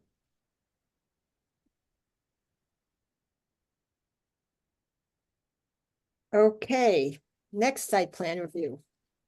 143 Dedham Street. Looks like we have a whole bunch of folks on for that. So perhaps we can start with names and addresses, and I'll take notes on that. Who would like to start representing 143 Dedham? So I can start. My name's Rob Carlazon. I'm from Grady Consulting. I'm the civil engineer for this project. Thank I'm you. Jen Stevens. I'm with Matthew Cunningham Landscape Design. We're the landscape architects on the project. Thank you. Erica Busa, also with Matthew Cunningham Landscape Design. Brian Sweeney with Sweeney Custom Homes. I'm the builder. Thank you, Brian.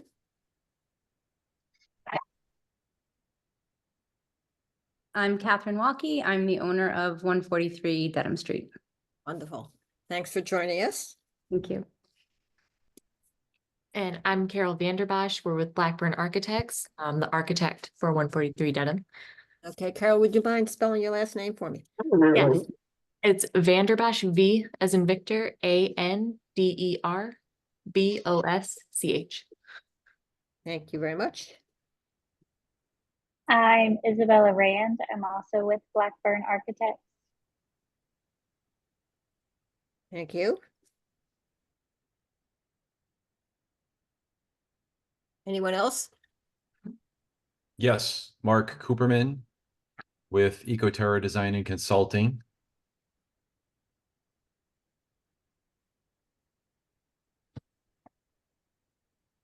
Anyone else? It's quite a team.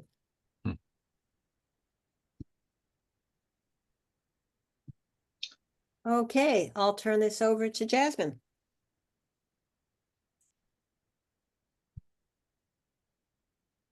Let me just get this up. Okay, my apologies to this team for the extended time here. And we'll hope to get through this as quickly as we can.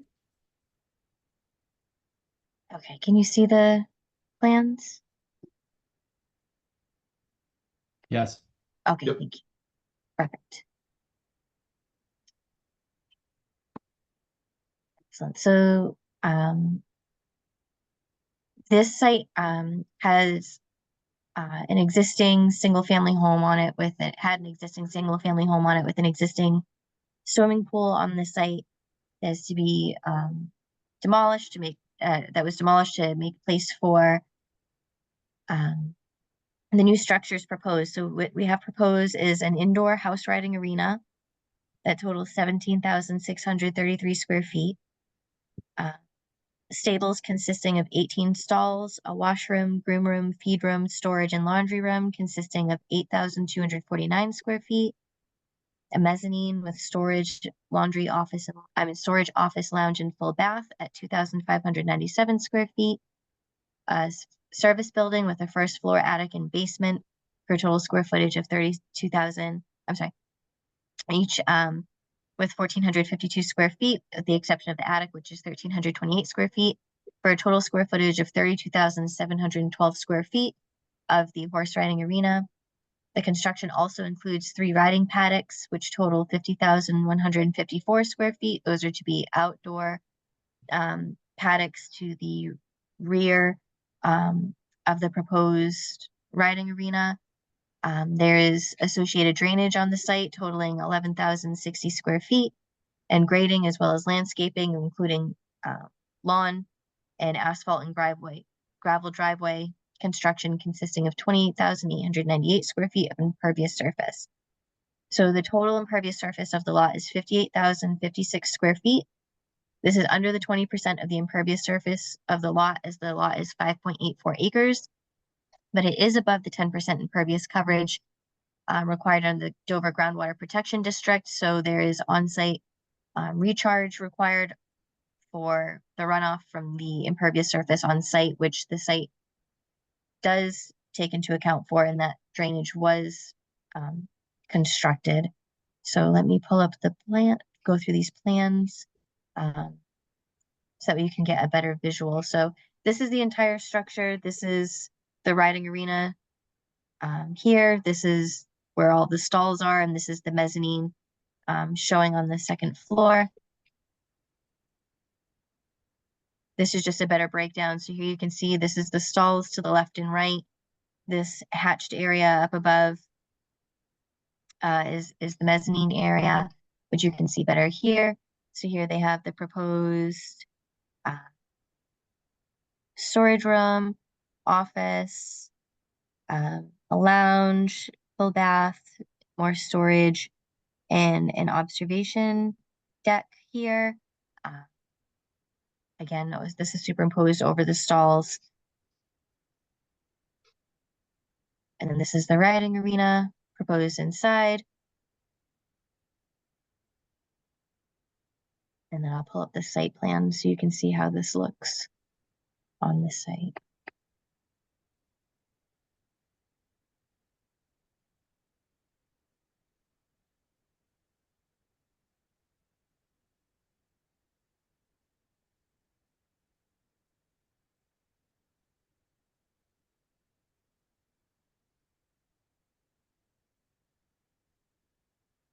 I know this is a little messy, but I think this is the best way to see the site, how it was based on the existing. So everything that's really light gray is what was pre-existing. So here, this light gray was the existing home.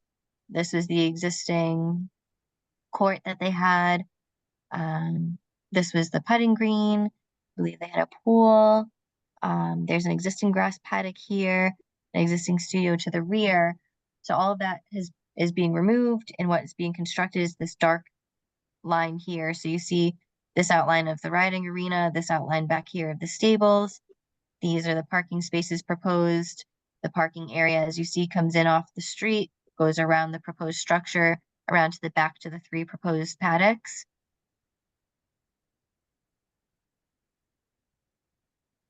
And then here's the proposed service building as well on the exterior of the site. Does anybody have anything they'd like to see in more detail as far as the plans go, whether it be the exterior of the site or the interior of the structure? I have a question on the, what looks like a road or a path on the top right quadrant. Yeah, that dark area there. Is that a driveway?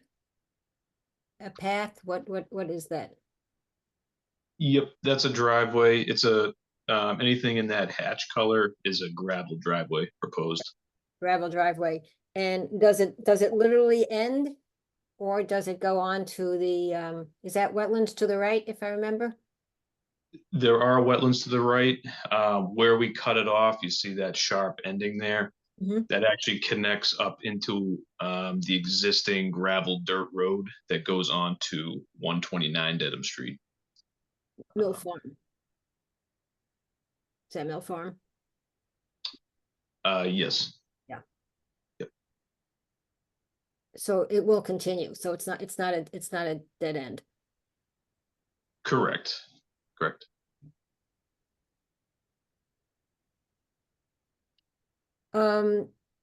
One of the questions I had was the change in distance from the front end of the riding arena to the street. The setback there, which was, I think, 115. Yeah. Something like that. Versus what it had been when the house was there. Yep. So obviously the riding arena is closer to the road than the old previous dwelling that was there. We still meet, we're still well within the building envelope that we're allowed to build. We actually have the building envelope shown on that plot there. It's kind of a dashed line. I think the front setback was, I think it was 50 feet for this zone, if I'm not mistaken. 40 or 50. Yep. 40, yeah.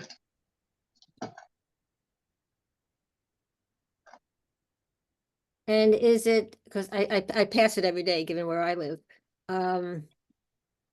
The topography of the land, will the entire front wall of that arena be visible from the street?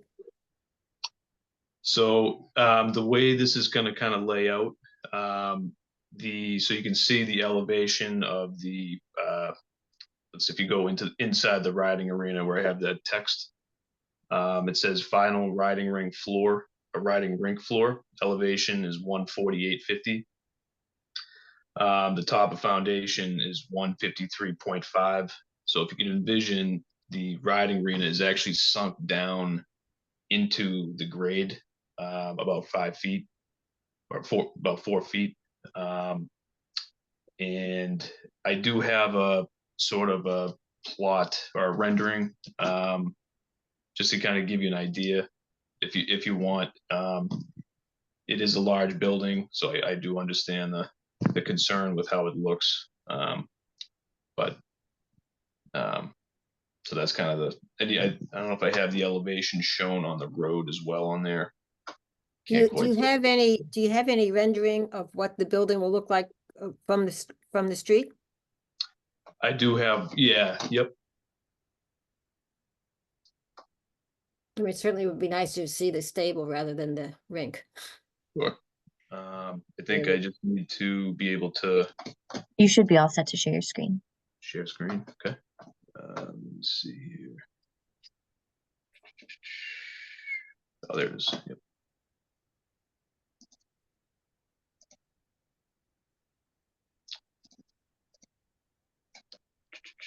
Disabled. I'm sorry, do you guys see that? Not yet. We'll get a message, host disabled participant screen sharing.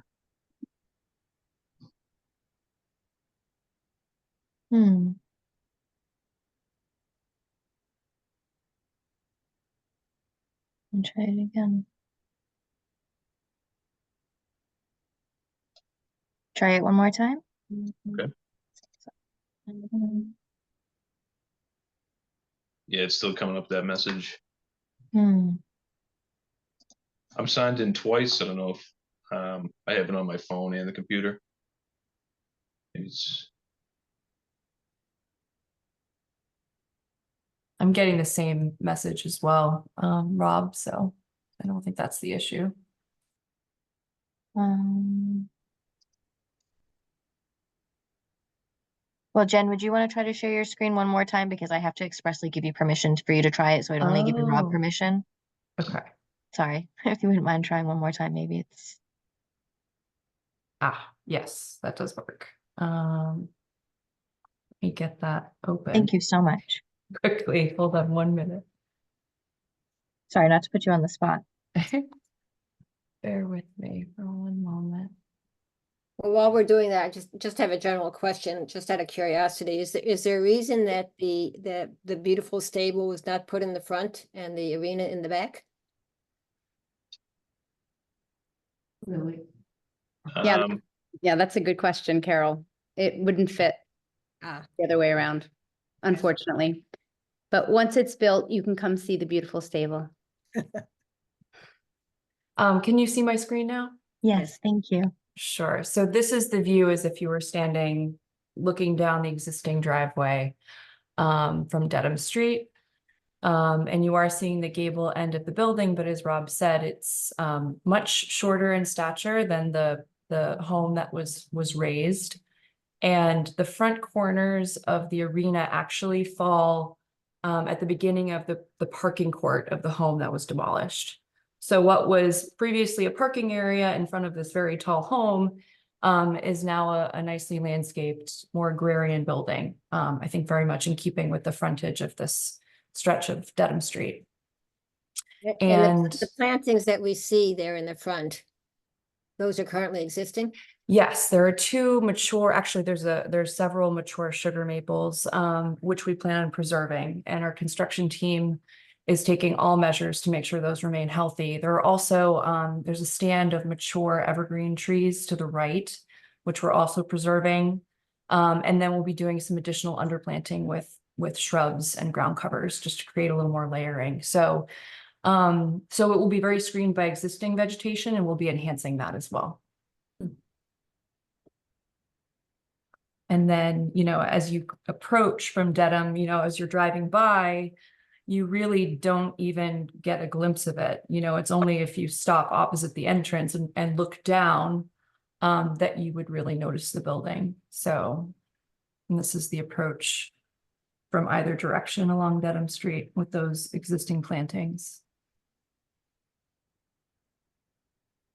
Thank you, that's very helpful. Sure. So I have a question. So from grade on the front of the building, I'm a little confused. What is the actual height of to the apex from the ground? The ridge height? Yes. Carol, do you have that handy? Or Yeah, we had that as 35 feet. I think we are just below the 35 maximum based on average grade. And Rob did some calculations because we're sunk into the ground so deep on this one side, and we do come out of grade or at grade where the stable is. Average grade is below that 35 feet maximum. Great, thank you. And is this will there be is this a business that's being run out of the stable? Is this will people be able to rent stalls for keep their horses here? Can you just give us a little more clarity on the use? No, this is a private barn for myself and my daughters, for us riding. So this is not a For any business. commercial use at all? Yeah. No, Thank you. And I'm sorry, how many stalls are there again? 18. It's for the use of you, to the two of you with 18 stalls, Oh, I have 3 daughters.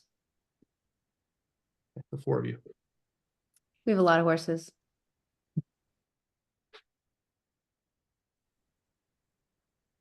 So has this been, I assume that this has been reviewed with Walter? Yes. So, I know Brian Sweeney, the contractor, has met with Walter, to discuss, I guess, the building permit and all of that. So I don't know if you're on there, Brian. Yes, I am. I have met with Walter, and Walter is very familiar with the project. So will the barn, I met with Walter today briefly as well, just very briefly. I had a couple of specific questions. And he actually hasn't seen these new plans. That's correct. The new plan hasn't been submitted because we're waiting to do a fire suppression system for the building. And that part of the plan hadn't been finalized, so we removed that and we asked them for the plans back so that we can get the plans and then submit the fire suppression system. That was the only hold up with why we had to take the plans back. And everything else stays the same then when you resubmit with the That- fire suppression system? That is correct. Good, okay, thank you. It was confusing with all these plans, so we decided to take them back to make it simple. And we would just complete the fire suppression system and submit it in correctly and not submitting it in piece by piece. It made sense to do it all at once. Right. Is the abutter on the phone that I spoke to this afternoon that had called the planning board office? Guess not. Okay. Any further questions and comments? This is quite a project. Scott, George, Val? I wonder if it makes sense to ask Jasmine to go through our review process, because it might prompt some other questions. It's a really exciting and enormous project, so it's hard to get your head around how to think about even the questions we should be asking outside of the questions that we typically ask of any project, which seems like the reasonable way to go through this. Okay, we can do that. I have a couple of other specific questions though, before we do that, just quickly then. Are there any photos of the left-hand side of the property and the vegetation that's currently there along the perimeter? You mean as you approach through the driveway? As you approach the driveway, yep. Because that's where the abutter is, on the left-hand side. Okay. Or a vegetation, a landscaping plan for that side of the property?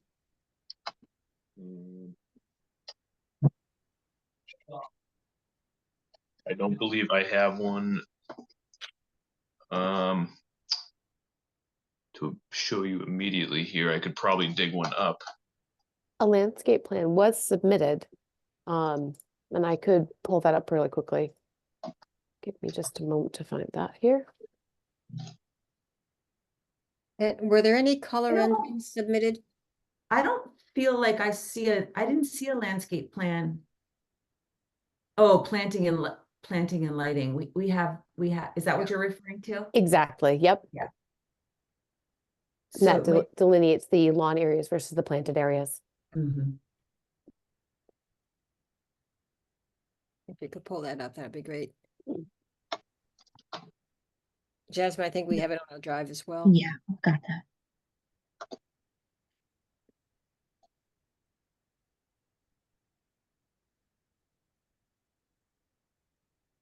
Loading, sorry.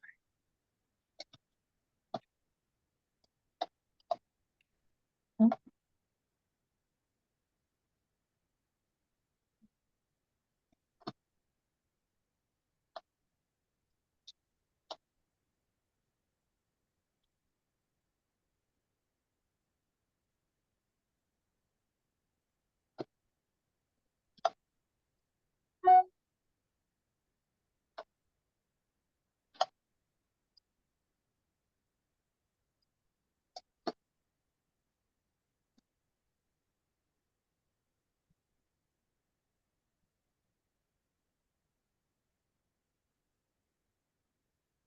Okay, could somebody go through this for us? This is the lighting plan. Do you have the color version? Maybe go up other way in the PDF? This one, I think.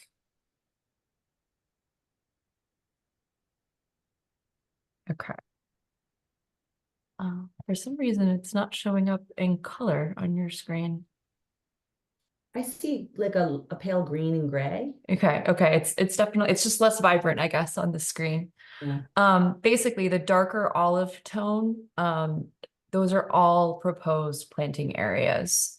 So between the driveway and the property line on, I guess that's actually, so north is planned down. So I guess that's the east side of the property. That's all new plantings on that side between the project site, and there's that conservation access between the two parcels. So that is all going to be replanted. And as you move further down, we get into the resource area buffer. So once we're within conservation jurisdiction, we've kept our proposed structures outside of the 70-foot no build and tried to reduce our footprint as much as possible. So a lot of the plantings will be preserved, the existing trees. There are a lot of invasive species, unfortunately, on the property, which we do have a plan to address. So part of the work that we'll be doing along the shared boundary is managing and removing all of the invasive species and then replanting with native species. And we plan on favoring a highly evergreen palette there for the sake of screening between the two properties. Is there going to be is there a fence there? There is not, there currently is no plan for a fence there. What is the distance between the property line and the next home? Have that.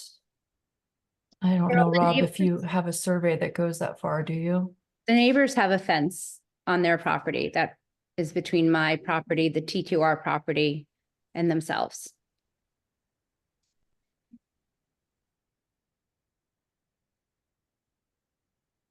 The area directly to the left of the left property line, isn't that the access into Noannet? Yes. Right. Yeah, the T2R property. Mhm. Yep. I believe I think it's 40 or 50 foot right of way just for that conservation access. And then it's the next dwelling is pretty far from that property line as well. Yeah, and they have a fence and paddocks for their horses. Right. And that house is quite a distance from their right property line Yes, as well. yes. Yeah. Yep.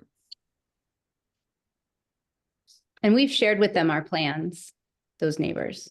Yeah, that was my next question. Yeah, okay. We've talked with them personally. Okay. Well, I love to hear all the efforts going on by property owners to get rid of invasive, so that's wonderful. Yeah, Concom was happy with everything we were planning on doing.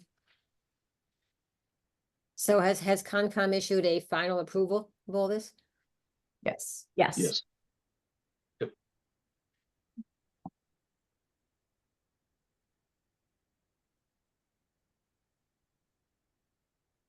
Any other questions before we have Jasmine go through the site plan review criteria?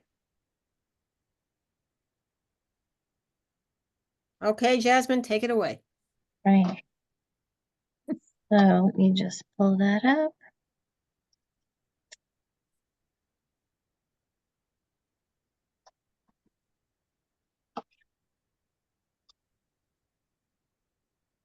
Okay, so the application complies with dimensional requirements for an accessory building. The existing driveway will be disturbed by the proposed work, but the location of the driveway opening will not be altered. The traffic to and from the site may be altered by the use, just because of the number of parking spaces and the number of stalls, but it is still for, an accessory to a residential use, so it shouldn't be impactful. The proposed parking is adequate to serve the accessory building. There appears to be adequate parking spaces for parking and loading for the proposed use. There are 13 parking spaces proposed.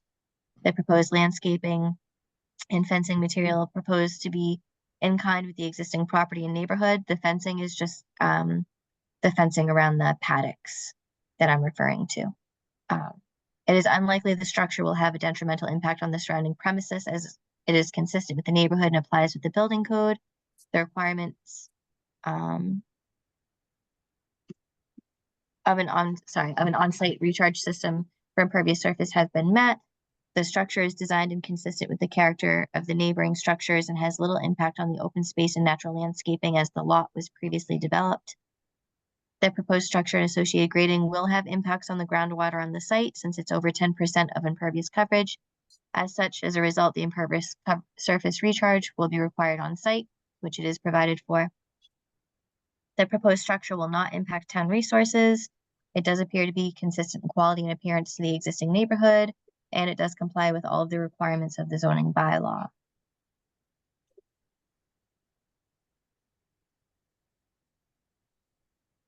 Okay, well, given all those criteria, do we have any more comments from the planning board members? I have a couple questions, Carol. Yep. Is there gonna be a caretaker living on site? No, No, okay. And then, what is the plan for like manure removal? How does that work? yeah, that's a really good question. We have somebody who comes and removes the manure. It's a company called Bonolo. Okay. And then will there be like hay or feed stored on site? I'm assuming. Yeah, we have storage for that. Okay. And then will there be like a horse trailer that's parked on site on a regular basis, a garage or anything like that? I don't have a trailer right now, but in the future I might get a 1 or 2 stall trailer, possibly, but I don't have one right yet. I don't have any use for one. Great. I think those are all my questions. Thank you. Thank you. I have a question on the lighting. Is it anticipated that the lighting will be off at night and just sort of security lighting? Oh, yeah, definitely. I don't want to pay those bills. Yes. Any solar panels? I'm not doing solar. I haven't gotten into that yet. Nope.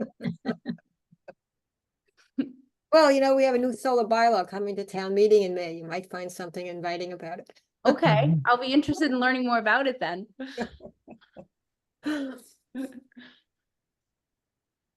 Any other questions, planning board members?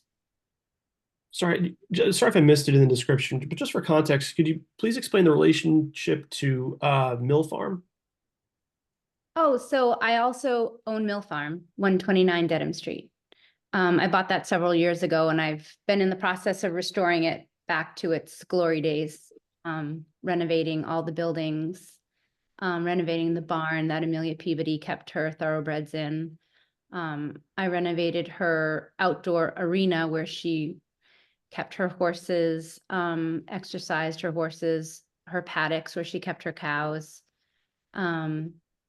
I've been upkeeping her garden that was on the cover of House Beautiful in 1935. It's exactly how she left it, keeping up with her roses. And I just renovated her farmhouse.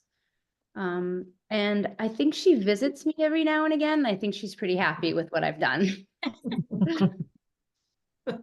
And she actually owned 143 Dedham Street. So my whole goal was to put her property back together as a whole. So that's why I bought 143 Dedham Street from the previous owners. Okay. Is Mill Farm to be used in the same way that the proposed property is, or is that just sort of more of a, for lack of a better word, showpiece at this point? Well, my intent for Mill Farm is going to be a micro sanctuary where I'll have some donkeys and some alpacas and some goats that need homes. Will probably live on that property. Thank you. Oh, and it's just a short walk from my house when my grandkids come to visit. This will be great. Right now, see the goats don't cross the street. Well, the donkeys are coming in the spring, so you'll be able to see that. Is Well, Mill Farm the one with the great Halloween decorations? Yes, the holiday decorations. Holiday I was decoration. going- I was going to mention the Minions, but I left that out. Oh, Oh, you boys. like the Minions? That was my favorite. Wait for this year. I have a much better idea for this year. My boys love that, but we're all still haunted by last year's with the clown. Oh. With the balloon. I apologize. I guess I scared a lot of people with that. I'm sorry. We all still think about it and talk about it all the time. That wasn't a good choice. Yeah. No, that was great. My kids love them all. Oh, good. I'm glad. And for those of us that have been in Dover for decades and decades, to see how Mill Farm had been and then deteriorated and then has been brought back is really just so commendable and wonderful. Thank It's a beautiful site. It's Christmas every day for me there. So thank you. Oh, that's great. Any other questions before we go to a motion? None for me. Okay, in that case, I'm going to make the following motion. After considering the application and other materials submitted at its meeting of March 25, 2024, the board approved the plans entitled Site Plan by Grady Consulting LLC, stamped and signed by Richard Grady PE, and dated April 3rd, 2023, and revised through August 25, 2023. Permit set architectural plans by Blackburn, stamped and signed by John Blackburn, registered architect, dated March 15, 2024, 143 Dedham Street, with the following conditions. 1. Prior to the issuance of a building permit, minor modifications to the site plan may be approved administratively by the planning board chair. 2. Any future modifications to the site shall be reviewed and approved by the planning board. 3. The lighting on the site must not spill over onto any adjoining property. 4. Any accessory dwelling unit on the site will require a site plan review by the planning board and a special permit from the zoning board of appeals. And 5, the site is subject to review by the Board of Health. I have a quick question before we have a second here. Because this is an accessory dwelling, it requires zoning board of appeals. Jasmine? Because it's detached? Yeah. Okay. Wait, can you repeat that? Because this is an accessory structure. Right, it would be detached from the primary residence, so it'd be it would technically, if they ever were to decide to put an ADU upstairs where the mezzanine and full bath are, it would be a detached ADU, so it would require special permit. Because it's detached from like the non-existent primary residence? Exactly, yes. Okay, got it. Yes. Okay, got it. Do I hear a second? Second. I will take a roll call vote. Jody Shu, Approve. George Sidgwick, Approved. Scott Friedman, Yes. Bill Motley, Approved. and Carol Lisbon approved. Okay, well, thank you. Thank you everyone for coming, and we look forward to see the construction begin and the final result. Thank you very much. Thank you. Thank you. Thank you. Thank you.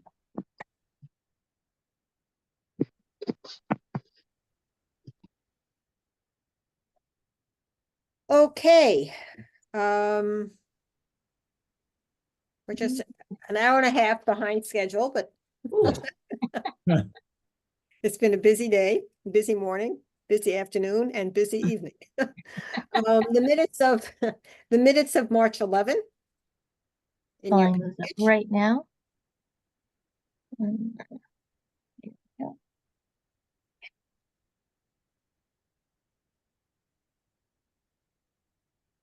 Does anybody have any changes or edits to recommend?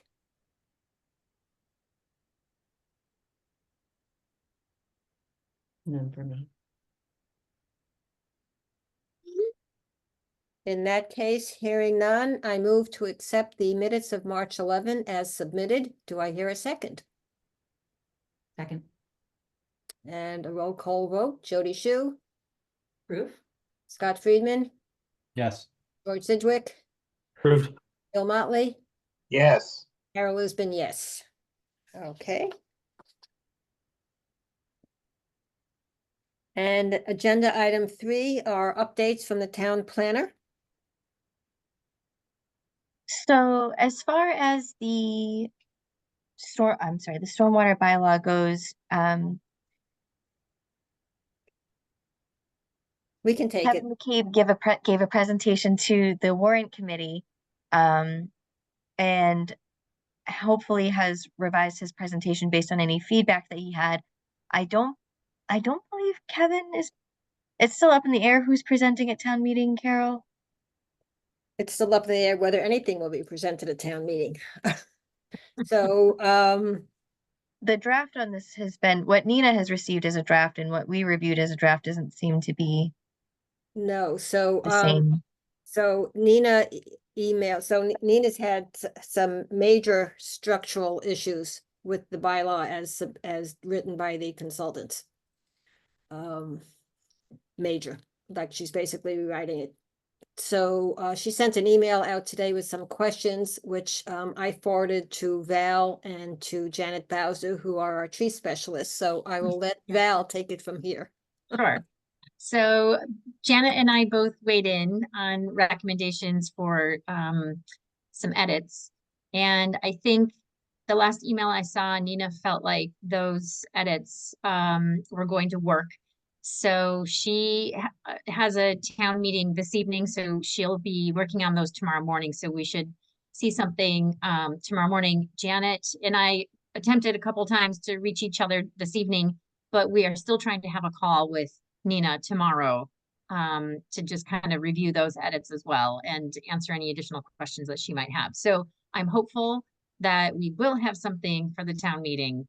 And recently at the open hearing a week ago, there was I think 3 questions. One, and I can't remember the first 2 offhand, but the third one was about mitigation and actually asking for mitigation to be a part of the bylaw. So I felt a little reassured when we have people in the community asking for things that we have put into the bylaw. So I'm hopeful that we'll have something to present. We still, you're right, Jasmine, we don't know who's presenting yet. It will be decided shortly. And then we'll see how things go after tomorrow and what Nina's thoughts are on the final draft. Yeah, from Nina's perspective, there are 2 issues. One is understanding the various terms and policies that we wanted, which is difficult for her to get to because she has such a huge issue with the way that the bylaw was structured by the consultants.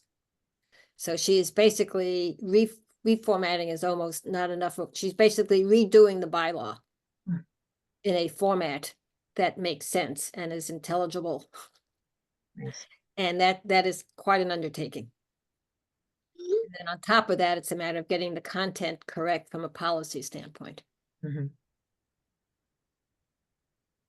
So we have begged her today to put all hands on deck at Anderson and Krieger, because after 15 months, we would really like to have a stormwater bylaw at this town meeting. Right. And I know she's going to do her best. And we've made it clear that when it comes to trees and mitigation efforts, that it's Val and Janet and the tree committee that are calling the shots. So yeah, and today we do all the MS4 stuff. Yeah, and our recommendation was to dial back some of it to make it simpler, and hopefully it works.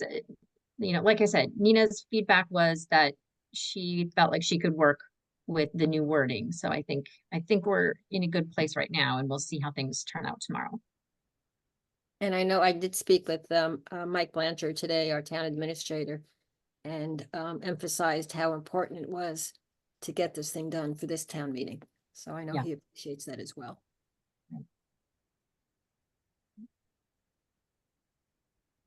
Any questions for Val on stormwater? Big lift, wow. Yeah. like pulling a boulder uphill. Well, the stormwater is rushing downhill. Yeah, making right. it even harder.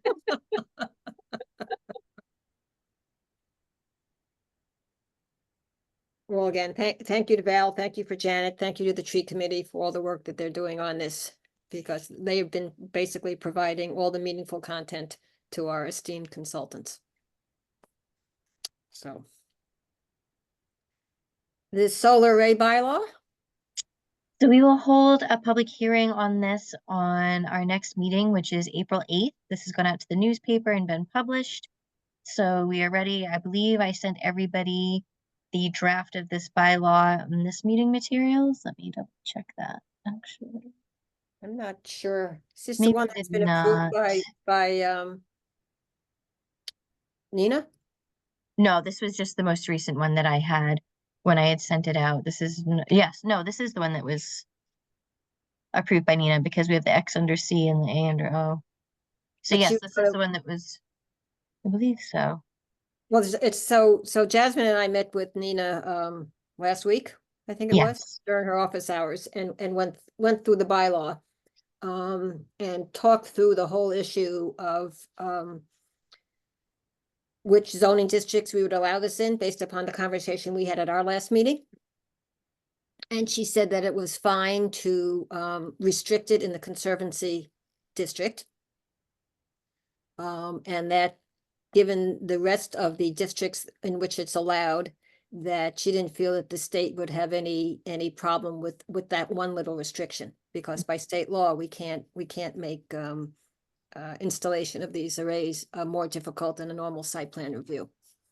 And she was going to just double check all the wording.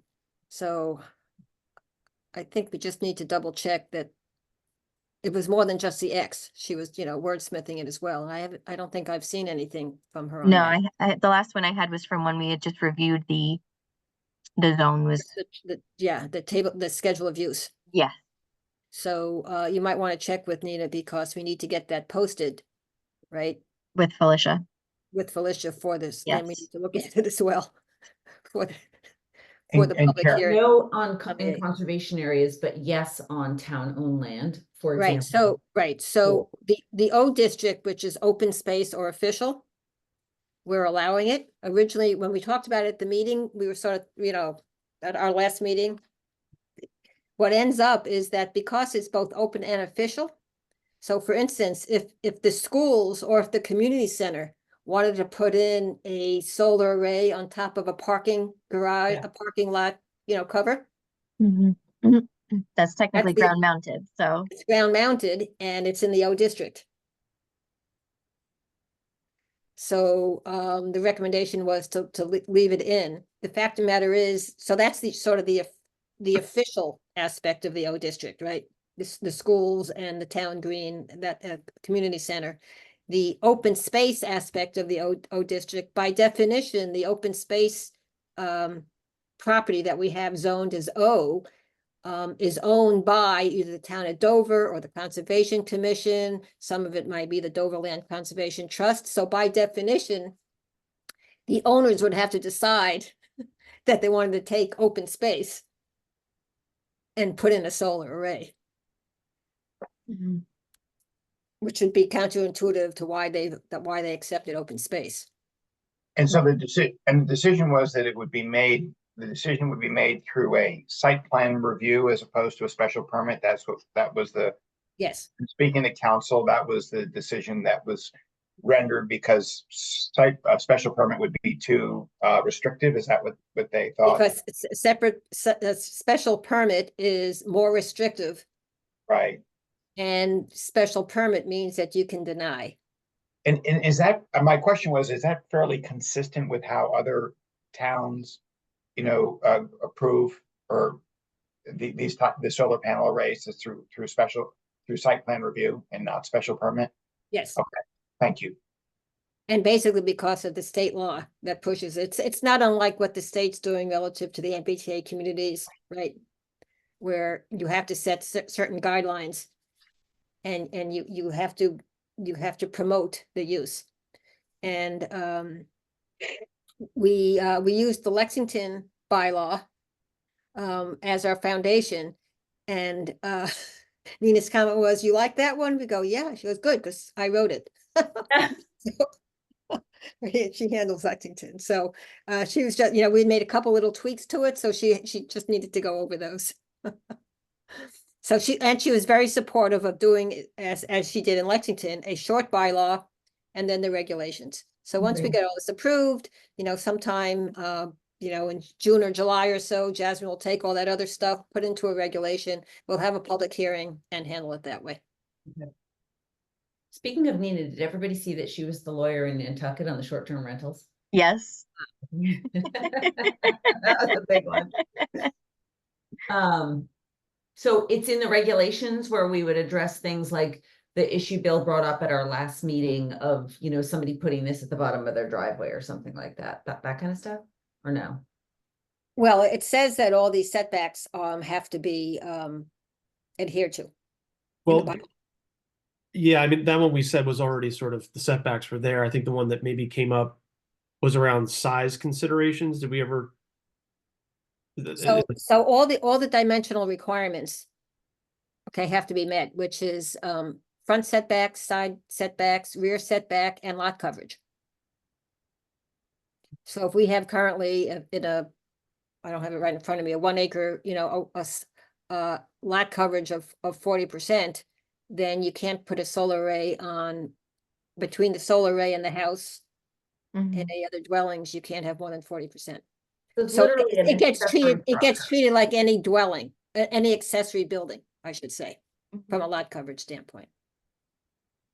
Like solar panel. Doesn't totally address, Bill, your concern, the picture you shared with us of your, I don't know if it was your uncle or your brother or something. Yeah, remember? yeah. Yep. So sorry, I just want to make sure. So that type of situation could exist, but subject to existing setback requirements, etc. Right, you can't just like shove it on your lot. You couldn't put that like 3 feet from the road kind of a thing. No, exactly. It's the same site plan review criteria that we use if it was an extra garage or a shed or a barn, anything like that. Just to clarify something you mentioned before, so a solar panels on the roof of a garage facility that's considered ground mounted and not roof mounted. Is that right? Right. Not on like a roof, but yeah, like you're saying, like in parking lot, and it's a structure on poles and. Yeah. And you're saying two different Not things. not roof mounted like on your home. Right. Or on a barn. Like I think you brought up REI before. Like is Yeah. that? That So parking that's lot at ground REI, ground mounted. Ground mounted. Yep. So that would fall under this bylaw. Imagine at the high school, George, have you ever been to Lincoln Sudbury High School? No. They have one. They have a big parking lot for the school. And if you're a student or a teacher and you park there, typically you're parking in it's like outdoor covered space, and the whole roof area is solar panels. Yeah. I think that's how the Stone Zoo is also. A lot of facilities have it now. There's also things that I've seen where like in somebody's driveway, like I was thinking about it with Jackie Pfeiffer over there, the ADU we looked at. Sometimes people who don't have a garage, I'm noticing this a little bit more, not in Dover, but in other places, you can have established in your driveway, almost like a covered area that you can park 2 cars. Sometimes they have hookups for electric cars, but they're solar arrays on top. It's like a covered parking area that's also solar. Yep. Yeah. That would be an accessory structure that's a ground mounted solar array. Okay. So actually, Bill, to your point, most towns do not have bylaws that address small and medium scale. Bylaws only address large scale. So Yeah. by having a bylaw for small and medium, it actually gives us more control over installation than most any other town, because at least we get through site plan review. Yeah. In those towns where it doesn't exist, if a person wanted to do this, they could just put it up, without a site plan review because it's not considered an accessory structure? It's considered an accessory structure, so they would go through site plan review, but all the extra stuff that we're gonna have in our regulations, Right, they wouldn't have. they Okay. would not have, exactly. Which, you know, which goes more into the public safety aspects, Yeah. actually. So, in terms of getting this ready for town meeting, I know it's gonna be a tight, discrete bylaw, but if you were at town meeting as a resident, wouldn't you want to have a feel for the regulations while voting on it? Well, a lot of our, I Maybe guess, not. I mean, a lot of our bylaws talk about regulations. I mean, the storm, you know, I guess the not. the ADU, the Yeah, I mean, the ADU. ADU we did, but we baked a lot of information into the ADU. You know, like Yeah, we that's were true. pretty, Yep. you know, so. We can refer to, if there are questions, we can refer to, because a lot of the regulations will be similar to the large scale Right. bylaw, where the regulations, where the large scale bylaw actually has what we're gonna have in regulations in the bylaw. Yeah. But it's all public safety stuff. At the open hearing last week, there were two questions. One was whether this impacts solar ground mounted arrays that are already installed. We said, no, those are grandfathered.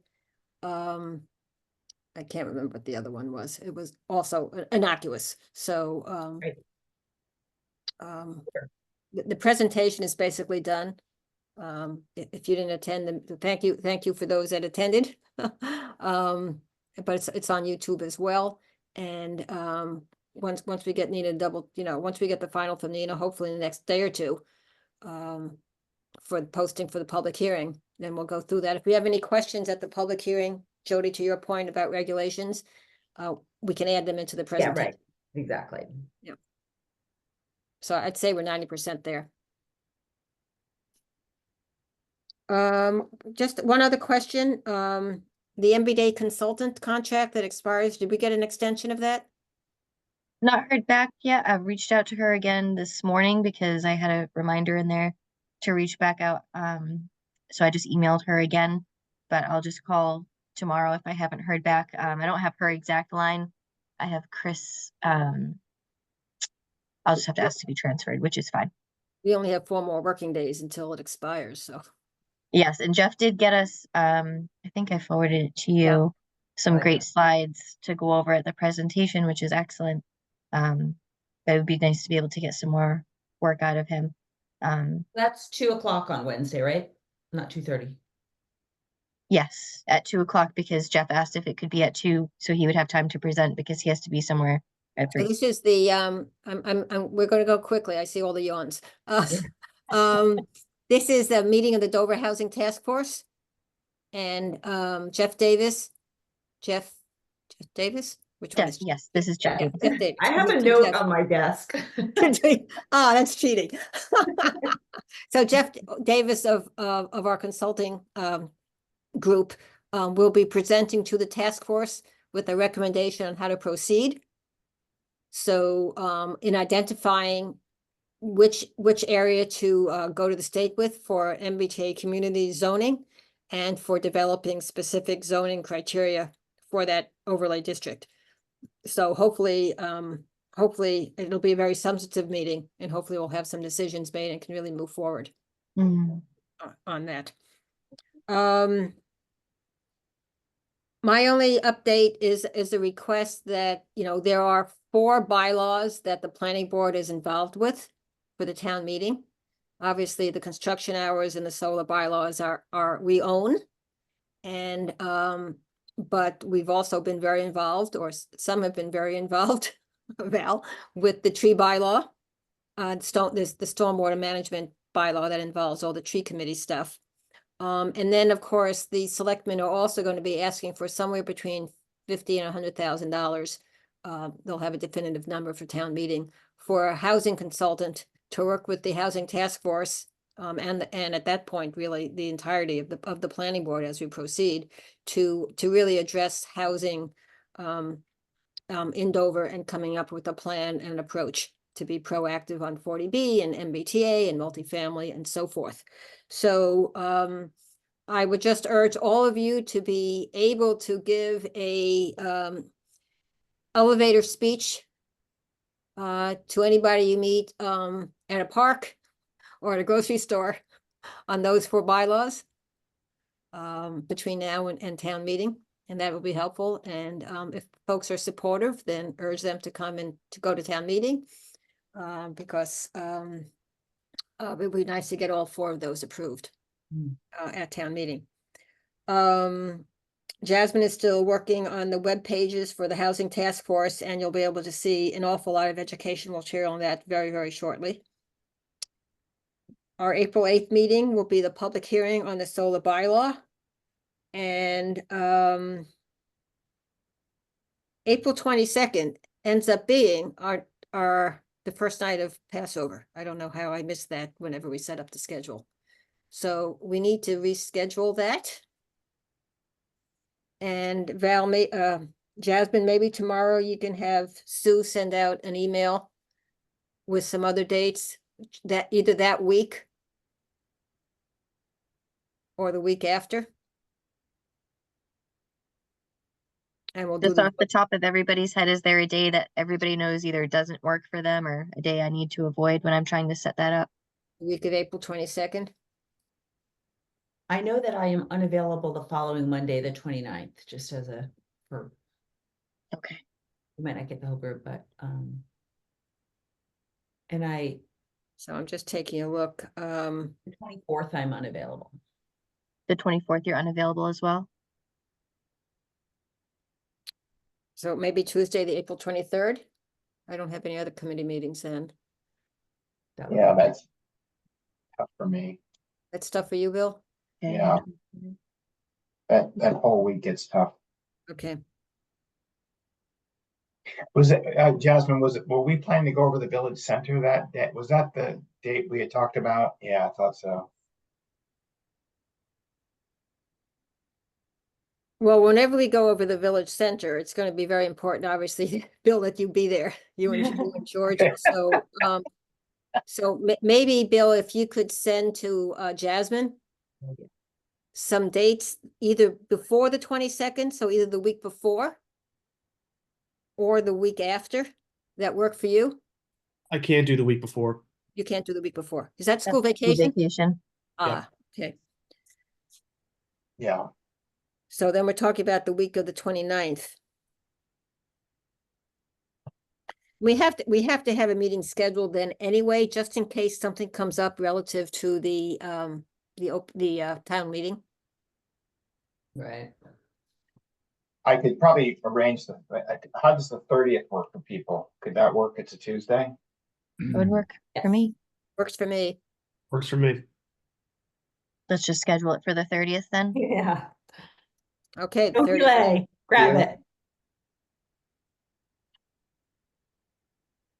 Perfect. I'll send that out.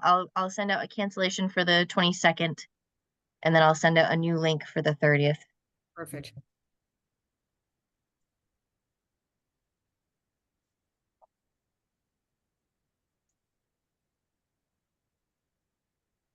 Excellent. Okay.